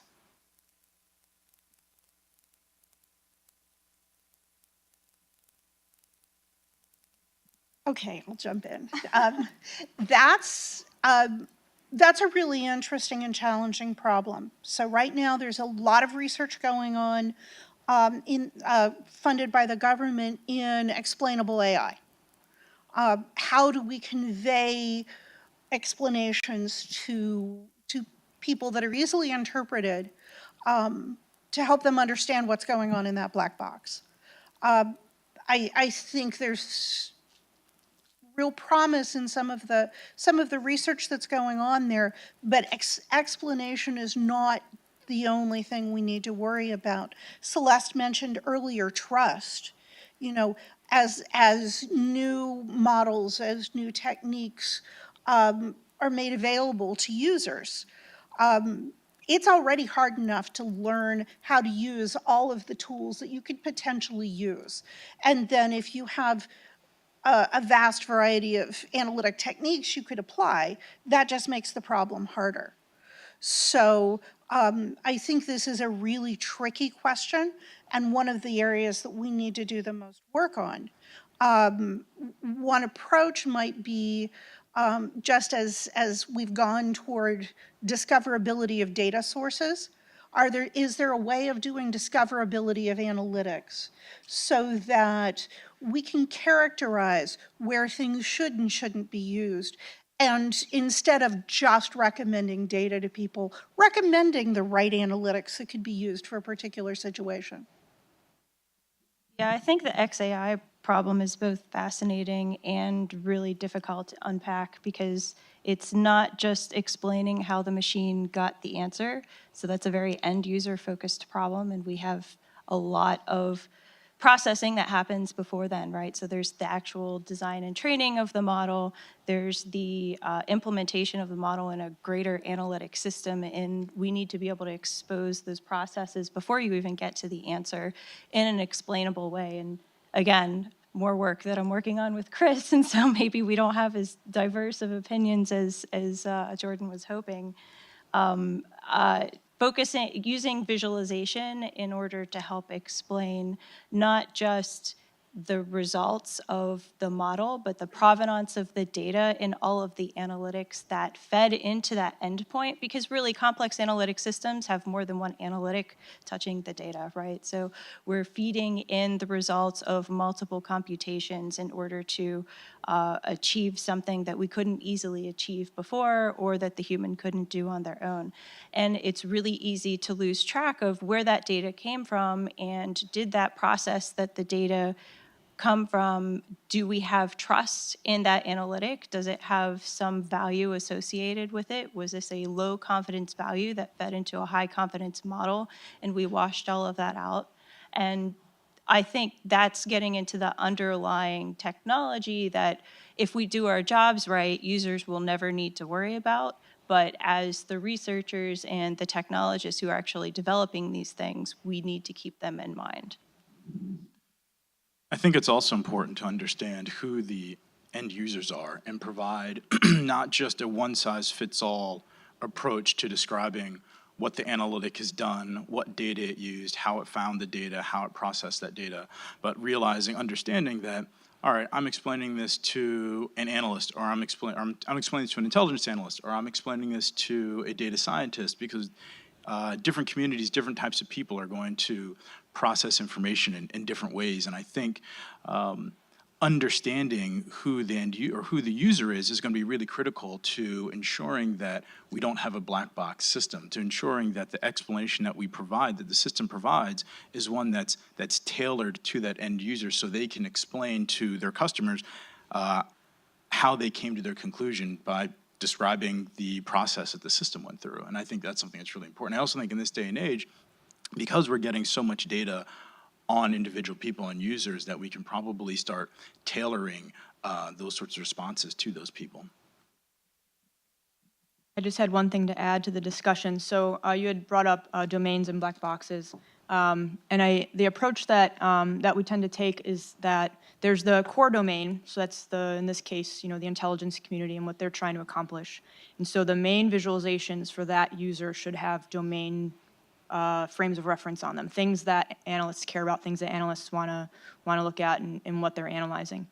I consider the technologies that we've embedded in the system as sort of a subdomain.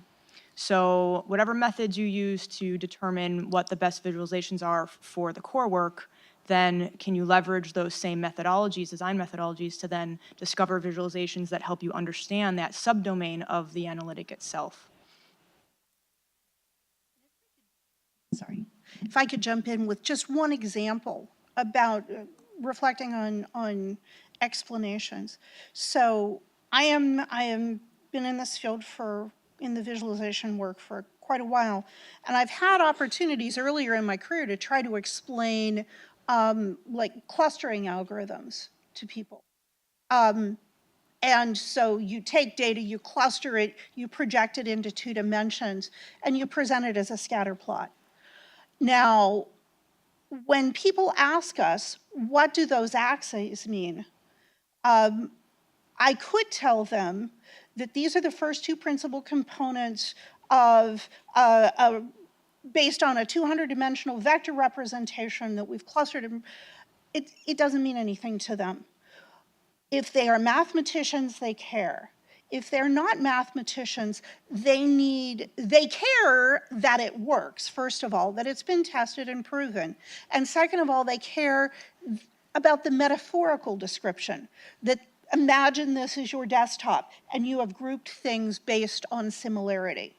So proximity means similarity.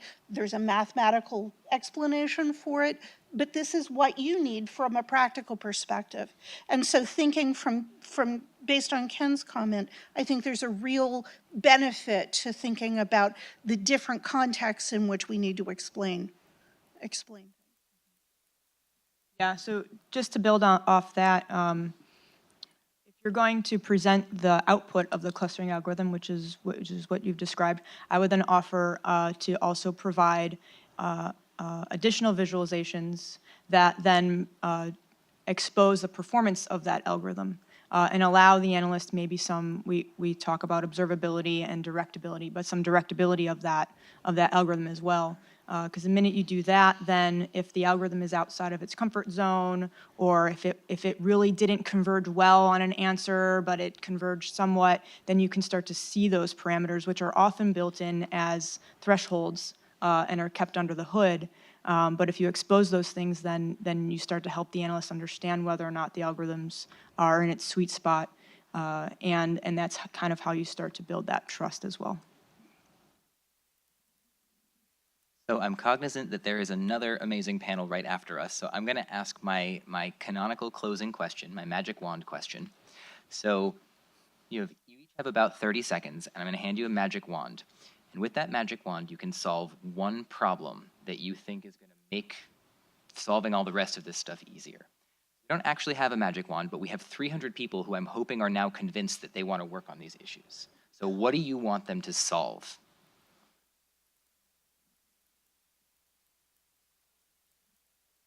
I want to solve developing that common understanding so that analytics can, so we can do some things that automatically and proactively go off and automate particular analytics. Run some analytics, bring those recommendations back to users if they're meaningful, but have the computer system be much more able to be autonomous in running things it thinks will help the user. The user still stays in the center, but the system has a much better understanding of what needs to be done so it can bring forward the right analytic results. So that was Chris's magic box of context and grounding. I would ask for my magic wand to give me a magic box full of models of people and how they think and what they want that never expire, because that's probably the #1 challenge that we have in automation and any type of teaming right now. We have to operationalize it somehow, and we need to give the machine all of the possible answers. And so we go out and do very expensive research in order to figure out exactly what all of those possible answers are. And by the time we operationalize it, those models are out of date and we need to start over. And I think that's probably one of the biggest reasons why we haven't gotten as far as we think we should have in human-machine teaming, because of these models, and we haven't really developed any good solutions in how to naturalistically pull them from the environment without having to actually go out and study them in depth. And for me, it's how do you determine automatically when the data is good and when it's actionable? Because I think one of the challenges we have is, analysts that go through their tasks, they find information, it goes out and it's disseminated and then it's used. But when you're asking someone, okay, well, how good was that data? It's sometimes hard to describe. But if you automate that process, then I imagine a system could look at the data that an analyst may potentially analyze and rack and stack that, triage that, say this is the most important data because this sort of information is definitely going to be of use to these end users. So some way to automate the process of predicting and knowing what data is good and what data is actionable and useful. So my hope for the community is that we shift the conversation from role allocation and role assignment, or at least start talking more about changing roles and transforming roles to result in that better joint solution in the end. Join me in thanking our amazing panelists.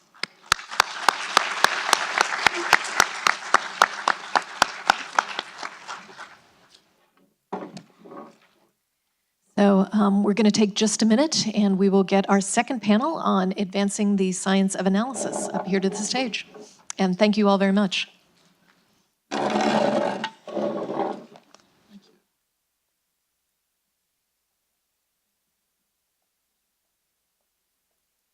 So our second panel will be led by Ryan Bach, who, wave Ryan. Hi there.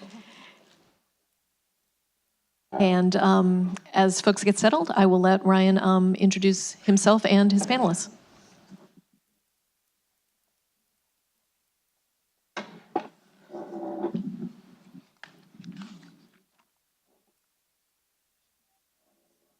Good morning, everyone. It's my pleasure to introduce the Advancing the Science of Analysis panel, which happens to be our last panel of the morning.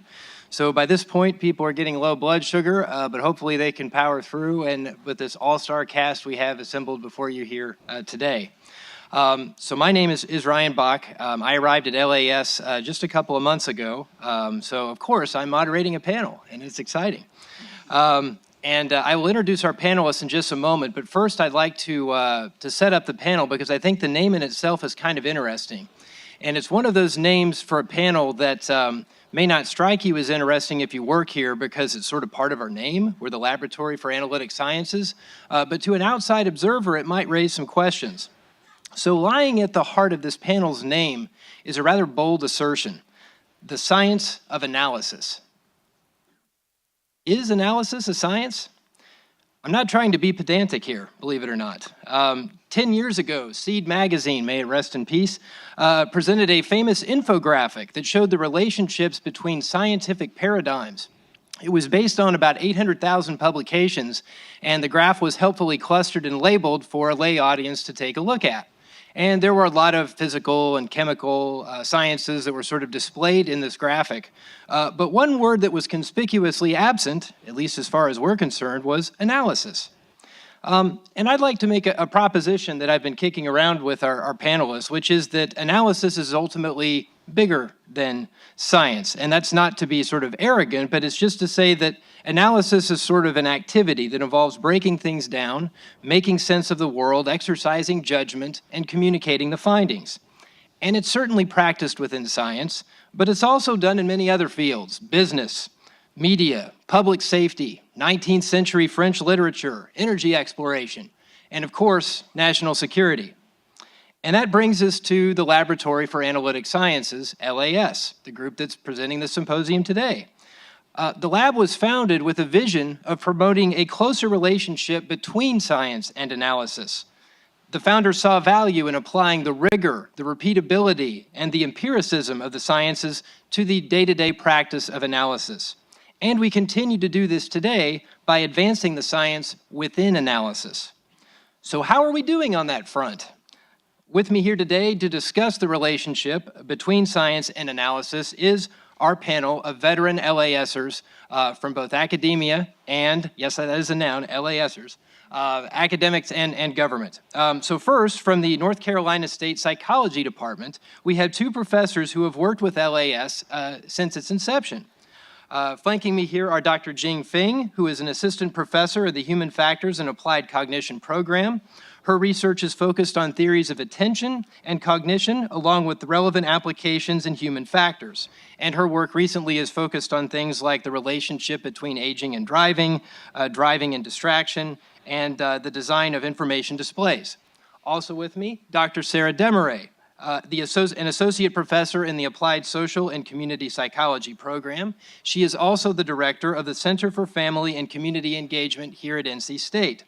Her research focuses on risks and needs associated with criminal behavior, interpersonal violence, and with her work at LAS, terrorism. Also with me here today are two of my government colleagues, Dr. Aaron Wickman, who is a researcher who's been at LAS for 2 years. He's worked on a variety of projects for us in that time, focusing on formal training in mathematics in particular, with a current emphasis on machine learning.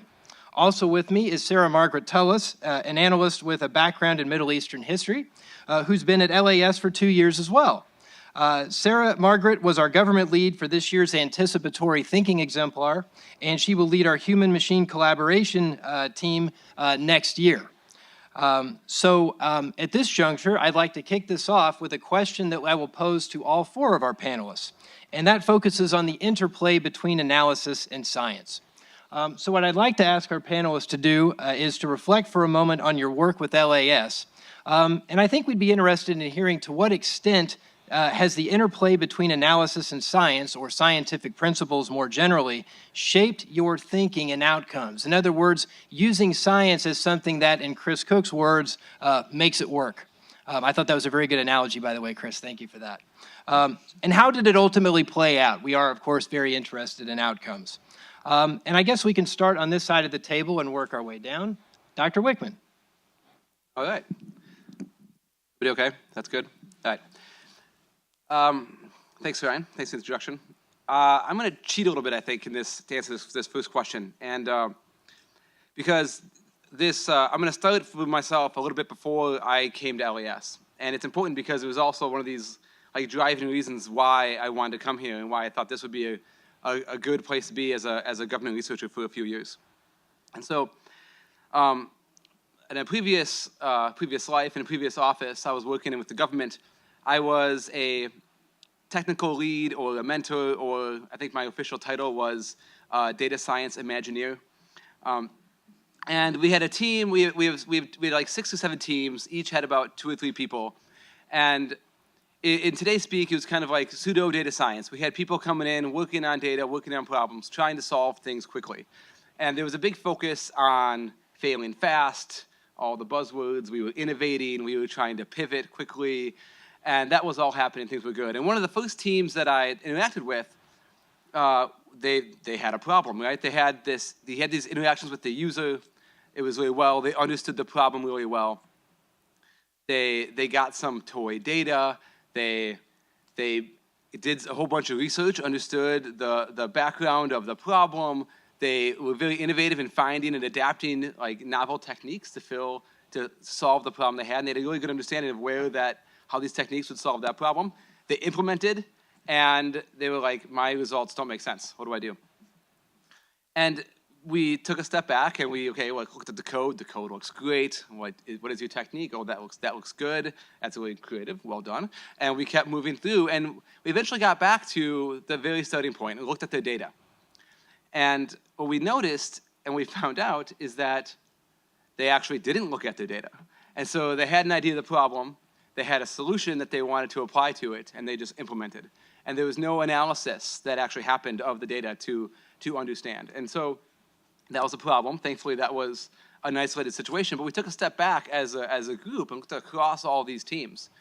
And what we noticed across all these teams is that analysis was being done on data, but it was treated as a one-off to what they were doing. That was just some analysis to get me to my model, and I can move forward. And there wasn't really any science involved, or specifically any understanding of my assumptions on my data, understanding the assumptions I made on my problem, and there was no citation documentation along with that moving forward. And what that meant for us as a group is that we were then creating models and creating analytics and trying to propose solutions that also were one-offs in their nature. And that when we tried to include repeatability and peer review to validate what we were doing, as well as to iterate and to move forward under the scientific method to understand, at the end, when I draw conclusions and I want to understand, does this make sense given my initial assumptions, and I want to iterate back, we were unable to do that because we failed to capture the scientific method in the scope of our analysis. And so a big thrust in that group was how do we implement the scientific method in terms of that analysis. And that, looking back in that context, was a drive with me to come down here and to work kind of taking a step removed and work in this space and to collaborate with academics and industry around this area. And so to highlight that at LAS, one area in which that's coming across right now is in a project that we're dealing with called analytic integrity for machine learning.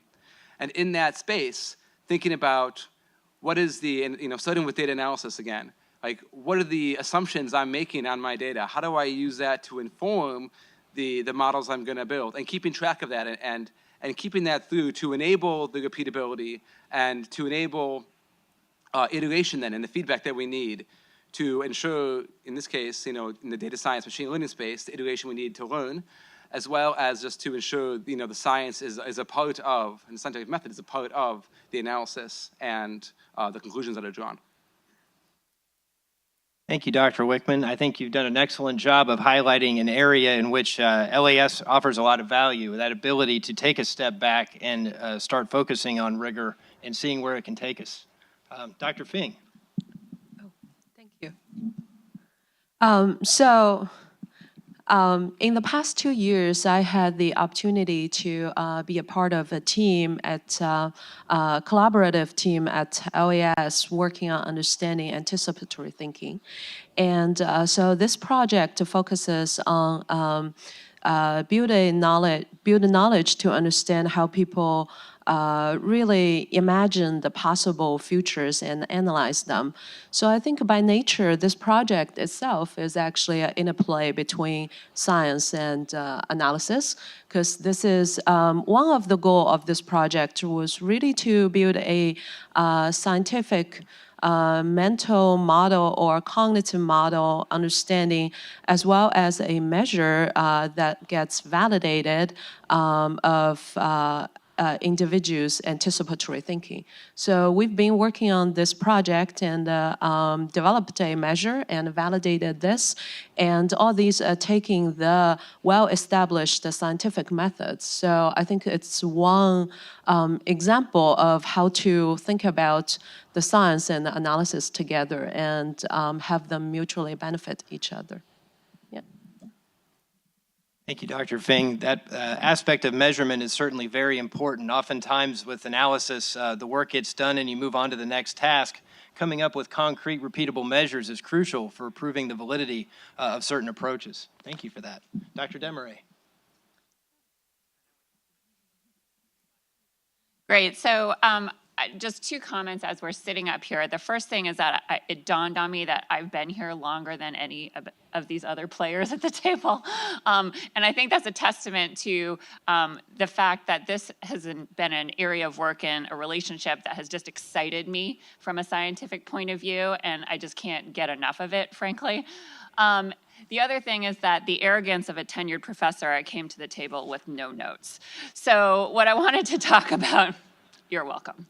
What I wanted to talk about a little bit is the fact that this idea of the science of analysis has really been the entirety of my career. And the thing that I'm doing differently now through LAS is thinking about it in terms of national security problems. And so I've been doing my work since my graduate training, focused on trying to figure out what factors actually cause people to do bad things.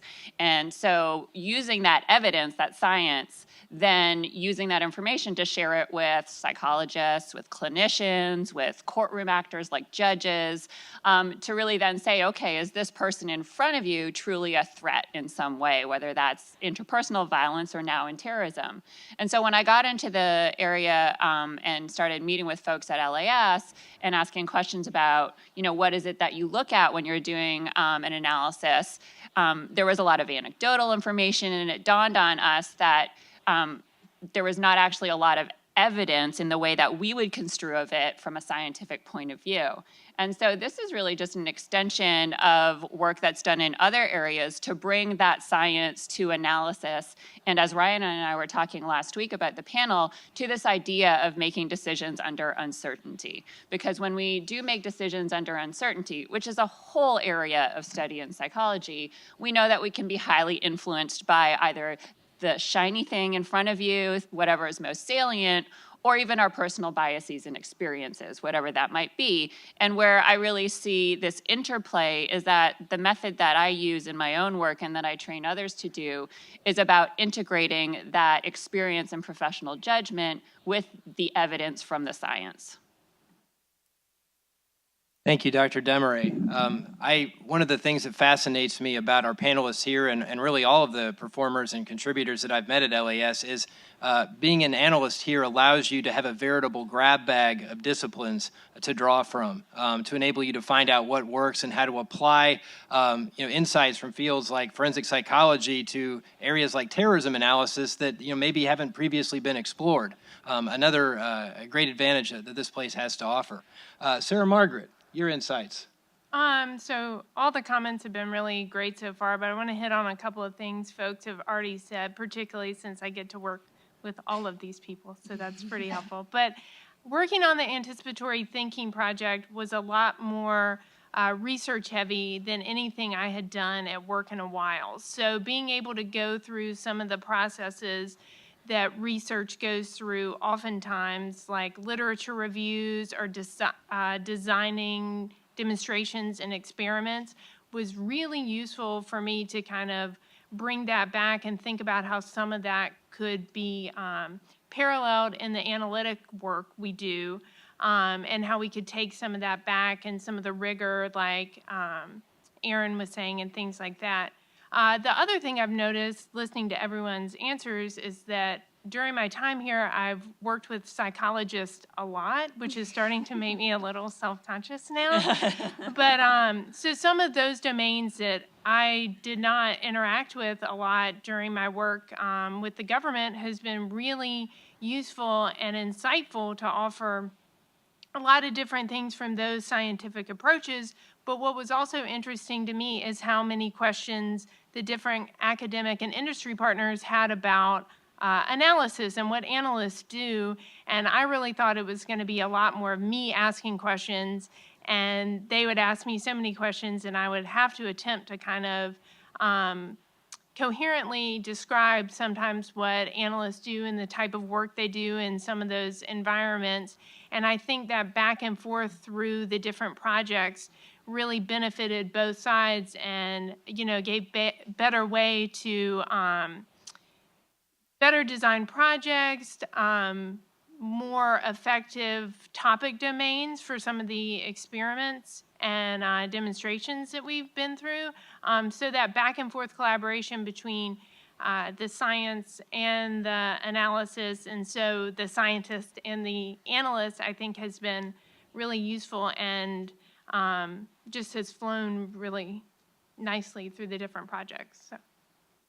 Thank you, Sarah Margaret. You know, as you were talking there, it reminded me of in graduate school, you learn about setting up good research designs, and if you're not continuing to do that sort of academic research, after a while, you know, you sort of forget about it. And then you come to a place like this, and you're like, wow, you know, I really shouldn't have forgotten about that. These things are quite helpful. The next time we get a novel data set or something we don't understand, we can return to these things, and the more often you practice them, the more effective you can become at them. So what I'd like to do now is talk a little bit amongst our panelists about when experimentation doesn't pan out. That was a topic the previous panel discussed. And Dr. Wickman rightfully hit on the point that, you know, fast failure was kind of a buzzword there for a while. I don't think we care so much whether it was a fast or a snail-paced failure, but merely the fact of attempting to do something and then finding out where things were unexpected or didn't play out as we hoped. And then how do we learn from that? How did we do better the next time or choose better the next time? So I will direct that question to anyone on the panel who would like to answer it, and we'll see what happens. Let's talk about failure. So I have a very snail-paced example here. And I would say in science, maybe we don't necessarily call it failure, but learning. And one of the things, again, coming into this work, I thought, okay, well, we'll just look at the literature. And my colleague, Joe Simon Rudolph, and I said, let's just look at the research that exists. We'll put together a guideline, develop a decision-making tool. We'll be good. This was going to be a 12-month project. That took 4 years. And what we realized is, in fact, that there had been a lot written, but not a lot of science done on this topic. And so while the failure itself was the fact that when we ultimately looked at all the data that was out there, we really didn't know much about what the risk factors for terrorism were. And we as the field, the scientific kind of field, and more on the academic side of things. And so I started going, and Joe and I went to several conferences and were invited to do briefings at various agencies, where I basically got up and said, we don't know what the risk factors for violence or for terrorism are. And you can imagine that talking to a room of you know, military types or defense types, that's not necessarily well received. But then it was turned into an opportunity to work with different agencies on what is it we do know and how do we find out what we don't know. So while it was a failure, it was also one of the kind of best opportunities for truly engaging with different individuals and agencies. And we're getting calls and emails very regularly now from different agencies that and individuals within those groups that have work groups around terrorism and violence and are saying, you know, well, we thought we knew what was out there, but a colleague of mine saw your talk and want to talk to you about how we could really do this in a more evidence-based way. So it was a failure that maybe turned into a success down the road, but it took us 4 years to realize that it was a bit of a failure. Any others like to chime in on that one? Sure. So I'll talk about my example. And so as a person with cognitive psychology background, I think failures during experimentation, any other scientific study domain, it's not something unfamiliar. And I would say we probably see this from day to day, and very in agreement with what Sarah just mentioned. It's not really a failure, but it's a learning opportunity, and that's why we always pilot. And the same thing applies to when we were trying to come up with this measure of anticipatory thinking, because it was really trying to cover all these relevant literature, but it's such a new domain that we kind of felt that we are creating this field of study. So during the development of the measurement, a very important task was to understand how to properly guide the participants to give the kind of response or thoughts, processes, information that we need. So there was a lot of learning through failures and the piloting along the process, and asking and answering questions about whether this kind of instruction information would be useful. Is that going to be misleading? And is that going to be too long or too short, and enough information or not enough information? So I think it was really a very informative learning process that all researchers on the project really benefited a lot from these failures, I think.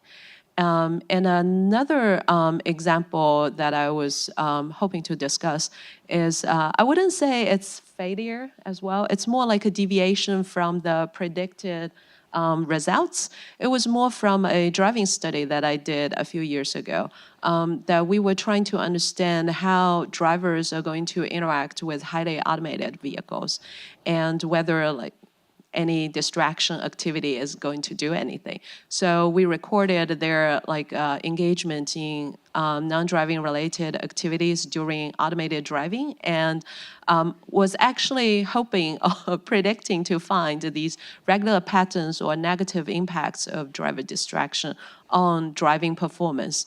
But we ended up not being able to find anything. So that one, we actually know that there's nothing wrong with the method, because a lot of times with failures, we just know the method need to be improved.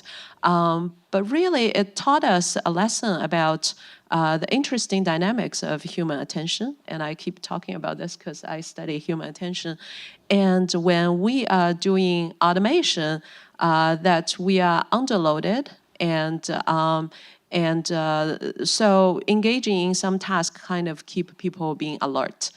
So that's very different from what we would originally predict. But I think it's also an example of when the finding, the pattern really deviates from the predicted result, that it provides an opportunity of learning and discovering new things.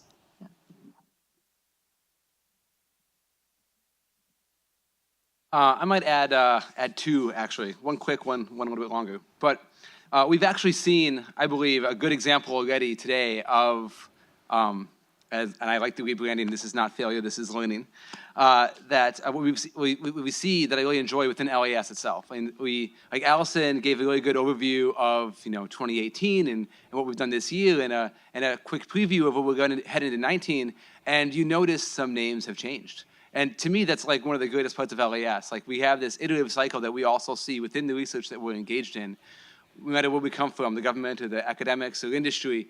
And we are constantly learning from the things that we had this year, and we're going to use that to pivot and as we move forward into the research that we engage in next year.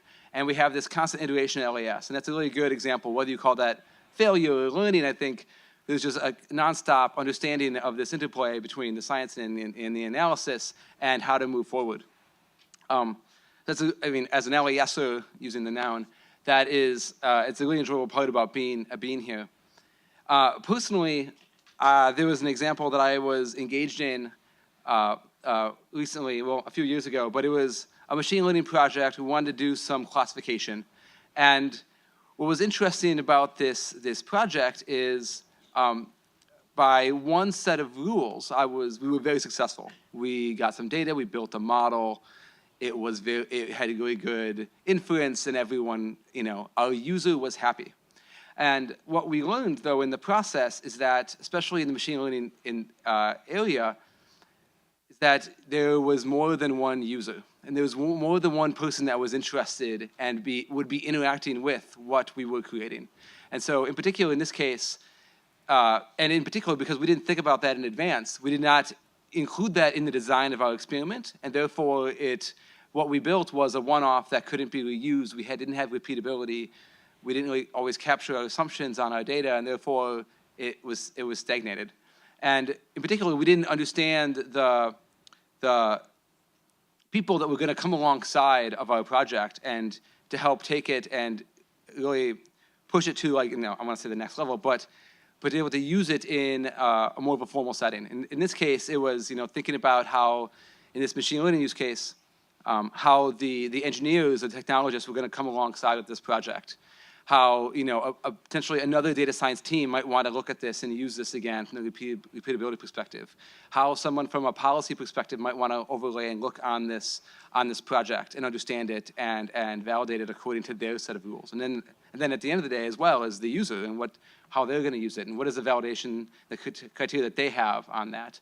And because we didn't build from all those contexts into this experiment from the beginning, while successful in the way that we built a model, we did not get to the point where it could be applied at scale, I would say. But again, a lot of learning, and that iterated a lot into what we're doing here at LAS. I'd actually like to take a little bit of what Aaron said there. It reminds me of a point that I was hoping we could bring out in the panel sort of organically. So thank you, Aaron. Intentional. Yeah. Right? Hive mind here, right here. So what I was thinking of was, in the analyst community, if you're coming up with a new technique or you think there is a need for a new technique, there are various methods at your disposal for finding out what's already out there, right? There's word of mouth. You can run searches to try to see what's there. What I think is interesting in the academic environment is that it is colossal. It's huge. There's different disciplines. There are search engines galore, and if you're carving out, like as Dr. Fink said, maybe a new area of study, maybe it isn't a new area of study because it was called something else in another field. So I would be interested to hear the panelists' thoughts on how you all cope with those challenges. This is one of those rare panels where we get to have both perspectives on that. So I suppose the question here really is, how do you go about finding out what's already been done so you can ride on the shoulders of giants or criticize what the giants have done and make it better? And at the same time, how do you find your audience and your customer base? So you start off prototyping for one, and then you find out there's actually a lot more that could benefit from you. So how do you envision that customer space up front so that you don't learn about it by happenstance? Anyone have any thoughts to share on that one? Sarah Margaret. Just a little bit to compare and contrast. So even as Ryan said, in the analyst community, it's much more bounded and smaller, but still you often find you do things or a team is doing things, and then you realize that people have already tried that and you just didn't ask the right people, or it maybe wasn't documented somewhere. But when we started doing work with the anticipatory thinking project, there had already been some research done before I started on the team, and yet we were still looking into related fields like strategic foresight, predictive analysis, still doing not necessarily literature reviews, but all of this kind of getting the ground truth on what had been done and what was actually based in science and what were sort of just assertions that were out there that people have been using for years, saying, strategic foresight, it works in these domains and this and that. So it was even more sort of overwhelming a little bit to start looking into all of those related fields that might not come up when you initially look for anticipatory thinking because people hadn't labeled it that way, which feeds into the earlier discussion about vocabulary and team names and sort of that. So when you kind of broaden out to look in the different fields, how much was out there and really how to then make some boundaries and scope and rescope and kind of reframe parts of your project. And I think that ended up being, very valuable and really helping at least the LAS AT team see where they could fit and really make some difference in both the research and then the mission applicability side of things, being able to at least get a good enough understanding of the lay of the land to see with the resources and expertise that we have, where would kind of the best bang for the buck be, knowing that this wasn't going to be, for instance, my field of research for the rest of my career. So, and luckily I had a lot of people like Jing and others to help go through a lot of the documentation and see what's already out there in the academic community. I'm reminded, Sarah Margaret, when you were talking about that, of the earlier question we said about failures or learning, as we're now calling it, which is good, because it is learning. We talked about, you tried to do something and then it didn't quite pan out. Well, one of our exemplars is named from 2018, Collaborative Computing, and as Ken Thompson, the lead for that, who was on the previous panel, told me shortly after I arrived, I think about halfway through the year, we sort of discovered that there were other names for this type of thing out there, like human-machine collaboration. So that sort of became an informal working title for the exemplar, even though publicly we had kind of staked our claim on collaborative computing. So yeah, I mean, it gets back to common vocabulary, and sometimes you don't know what to call it until you've been playing in the sandboxes for a while. Emphasis on plural sandboxes, not just one. Others have anything to add on this one? Sure, I can. One thing that resonated when Sarah Margaret was finishing up was saying that this is not going to be the area of her work for the rest of her career. Well, this is my area of work and my career. So I think one of the things that I have benefit from here is some seniority in my field. And so it was actually kind of fortuitous that LAS was coming to NC State around the same time that I, as somebody who was doing work in violence risk assessment, was starting to be asked questions about how this translated to terrorism. And so it really, and I hate to use this word because it's so cliche, but it reflected a zeitgeist in my field that people like us who were working in this area of violence risk assessment, naturally people were asking us, well, can you tell us anything about how this might work for terrorism? The other thing that I was just going to note, well, two things. The first is that we have very defined processes as to how we go about looking at what's already been done. And I alluded to that 4-year project. And in essence, we followed that process, and our poor research assistants scanned and read over 12,000 articles. That's how we figured out what was missing in the field. So I would like to give a shout out to my team in the audience. I see some of them, because this is quite literally a manpower or person power situation where we had their help to help us figure that out. But the other thing is that I have the benefit of seniority. So I literally got on the phone and called some people. Nice to be able to pull those levers when they're at your disposal. And we were very grateful for that. So I guess I would ask if anyone else has anything to add to this before I go to our final question of the day.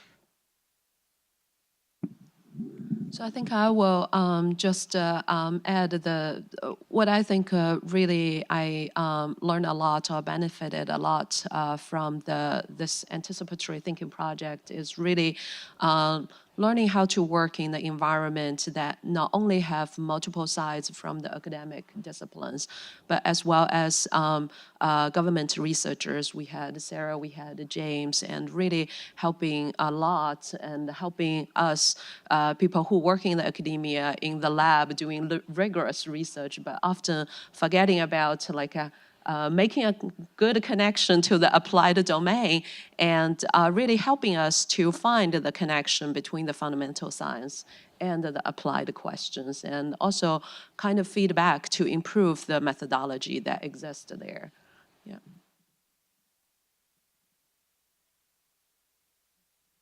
I'll say something. So in thinking about communication between people and like having a common language, it reminded me of a story that I was told a long time ago, and I'm sorry to subject you to this, but you'll enjoy it, I think.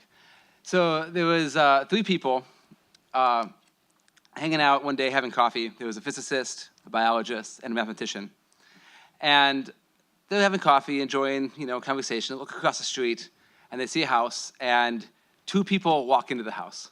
oh, that's interesting. They keep going. Sometime later, they notice that 3 people walk out of the house. So the physicist looks over and says, wait, that measurement is not correct. And the biologist looks at the group and says, no, they multiplied. And the mathematician sits back in his chair, ponders the situation, much like this. And he says, no, if one more person walks into that house, the house will be empty. Thank you for laughing. And so what I like about that story, in light of, a joke, in light of Ryan's question, is that the context really matters. And if you forget the fact that it's a house, the house is over there and the people having coffee, you can understand that, from a biologist, they might see that 2 people came in, then there was 3 sometime later, it makes sense. Multiplication happened, right? They multiplied. For the physicist looking at the observation, they had some way to, something went in, something came out, and that was, 2 and 3. That's not right. That observation was incorrect. And for the mathematician, 2 minus 3, that's -1. Add 1 more, you get 0. That makes sense. And clearly, Sam Margaret over there is thinking, Aaron, this is why we need an analyst at that table, because clearly 1 person was in that house to begin with. But the scenario is the context around that is important when you think about where each of them is coming from and how they're going to interact. And and this came up in the last panel as well, thinking about the explainability of models and the trust you want on a system. You need to incorporate that in terms of in what you're doing and in the analysis, and have the validation on the conclusion, and be able to present the context to a variety of audiences, and whether that's in the research itself or in the analysis or in the final presentation. At the end of the day, to your users or whoever the customer is. All right, so to wrap this up, I would like to conclude with a final question, and it's done with an eye towards this afternoon's proceedings. So we're all about to go to a giant adult science fair, and it's going to be awesome, and there's going to be a lot to see, and I hope you all are highly caffeinated, because there'll be a lot of great stuff to take in. But the posters out there are going to reflect the work that was done over this past year, and some of it has built upon previous year's work. What I would like us to do now is think a little bit about being in this place a year from now. It's December 2019, and one of the things that this lab prides itself on doing is challenge some of the conventional wisdom, as Dr. Demery has done with her research on contributing factors to terrorism and risk factors. So I would like to sort of, I guess, boldly ask here, putting people on the spot, what conventional wisdom do you look forward to challenging over the next year, and that could perhaps be featured next year from now? And I won't hold you to your predictions. Oh, I have to go first. Great. I'm out of jokes. Here all night, ladies. You don't want to hear my kids' jokes. They're not that good. Let's see. I guess one area of research and analysis that I hope that we are more actively engaged in the future here at LAS, I would think about it in terms of, again, the scientific method and how we do experimentation. And as a scientist or as someone who's setting up their experiment, asking their questions, look at some data, build their hypothesis, design their experiment, you have full control over that setting, over that situation. And I like to consider the scenario by which you no longer have full control. And there is something or someone who is intentionally trying to, an adversary, say, thwart the experiments that you're trying to run. And we're seeing a little bit of this in the machine learning space under the title of adversarial machine learning. And I think as we think about that, not just in machine learning, but extend that in the broader context of the scientific method and how that comes in, I think that'd be pretty interesting. Sarah Margaret? Yeah, and you heard a little bit about this from Allison earlier when she was discussing the broader theme of structured analytic tradecraft. Something I'm particularly interested in is a little bit more kind of assessments on the individual structured analytic techniques. You'll hear a lot about analysts using them, and I think we're in a really great position with the different domains we work with. Jean's talked about building assessment measures, things like that, to really put a little more rigor behind some of the studies with that in the analyst community, take some of what we've done here to do some experiments and studies there to really study and have a little more rigor behind how effective some of them are. And in the same vein as what Aaron was saying, not necessarily in an extremely controlled experiment, perhaps really taking some of the design principles and things we've learned working with LAS partners and maybe conducting some of that, you know, on the ground with analysts and people in their daily jobs. So, oh, sorry, Jing. This is not very radical, but this is just what we want to try to do, is that one of the challenges when looking for these things, risk factors for terrorism, is that when you do this kind of research, to determine that it's a risk factor, there's all sorts of different conditions, and one of those is you have to compare it to a group who doesn't have that outcome of interest.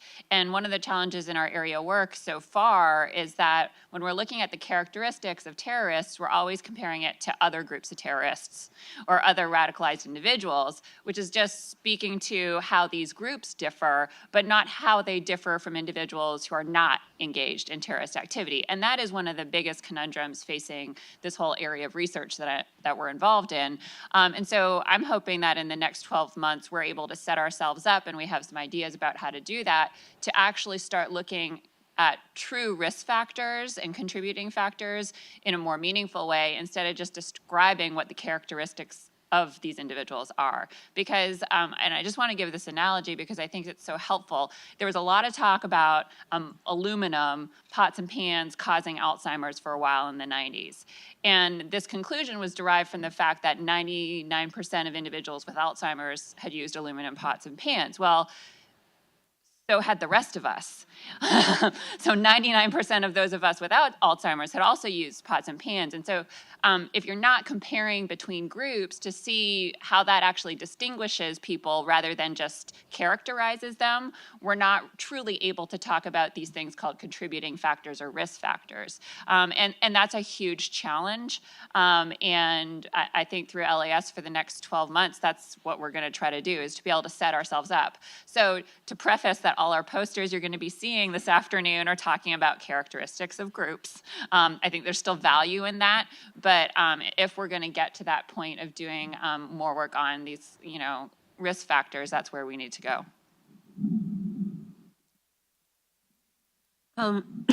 So one of the aspects I think that would really help to advance the current work on anticipatory thinking is to continue improve the ecological validity of the task, if I get to choose like one aspect to talk about.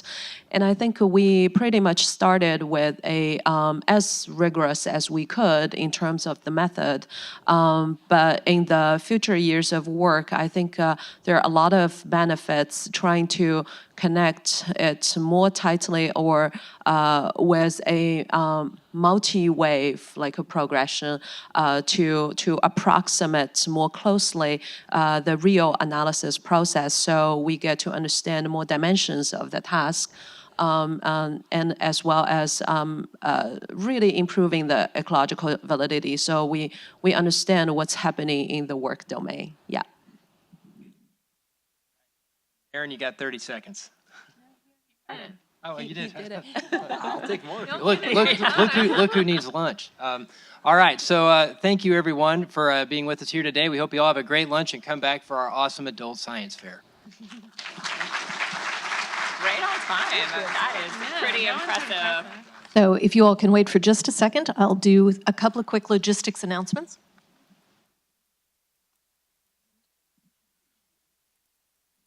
So just a reminder that we'll get started again at 1 o'clock. The poster session is upstairs, so if you go outside, you can either go up the yellow stairs and it's on the left, or if you go under the yellow stairs, there's an elevator that will take you up to the second floor. So the next thing to remind you is I'm going to talk about parking for a second, which we know has been a bit of a challenge. And so if you have not paid for parking, I mean, if you're at NC State, you pay for parking. But if you're a visitor and you haven't either parked in a paid lot or gone online and registered and paid for parking, you're in danger of getting a ticket. We've worked with parking. They're not going to start ticketing till noon. But what I would like to encourage you to do, if you haven't done that, you will have something in your email, if you registered on the Eventbrite site, that tells you how to go online. Or if you stop at the registration desk, we have 5 folks with laptops who can help you fix up and deal with any questions that you have about that. And so apologies for that. Finals week, ... Okay, so one other thing, I'm going to talk a little bit about where you might get lunch. If you don't want to give up the coveted parking spot that you've already found. And so there are some options where you can drive and there's some options where you can walk. And so on the Oval is our local food court. We are going to have people arrayed to help you get there. But if you go to the second floor and go out the doors on the other side of the building, walk around the Oval, which is what they call the quad, to the right-hand side, you will get there. That's a food court, many, many options. They are expecting people, so hopefully the lines won't be too bad. In addition, if it's warmed up some since this morning, we do have food trucks. To get the food trucks, you go back out the glass doors by the registration desk. You cross the street, walk across that open area between buildings, get to the next street, and make a right. They're about a block up. Port City, Java, where many of you all found coffee, is instead of turning right to go up to the trucks, you'll see the sign. It's there in the Wilson Textiles building. Common Ground is just the coffee shop right here. They have very light things, so coffee, muffins, those kinds of things. In addition, if you would like to drive, if you go out and head down Main Campus Drive, the Terrace Dining Room is part of the Lonnie Pool Golf Course, and immediately across the street in the Alumni Center is the State Club. So those are sort of the on-campus dining options. Obviously, we're university campus. There are a fair number of things not too far off campus as well, if you want to check on your phones. Okay, so thank you all very much for this morning, and we will see you at 1 o'clock. Great, thanks. You did a great job. I so appreciate your willingness. Seems like it worked. Nice to meet you too.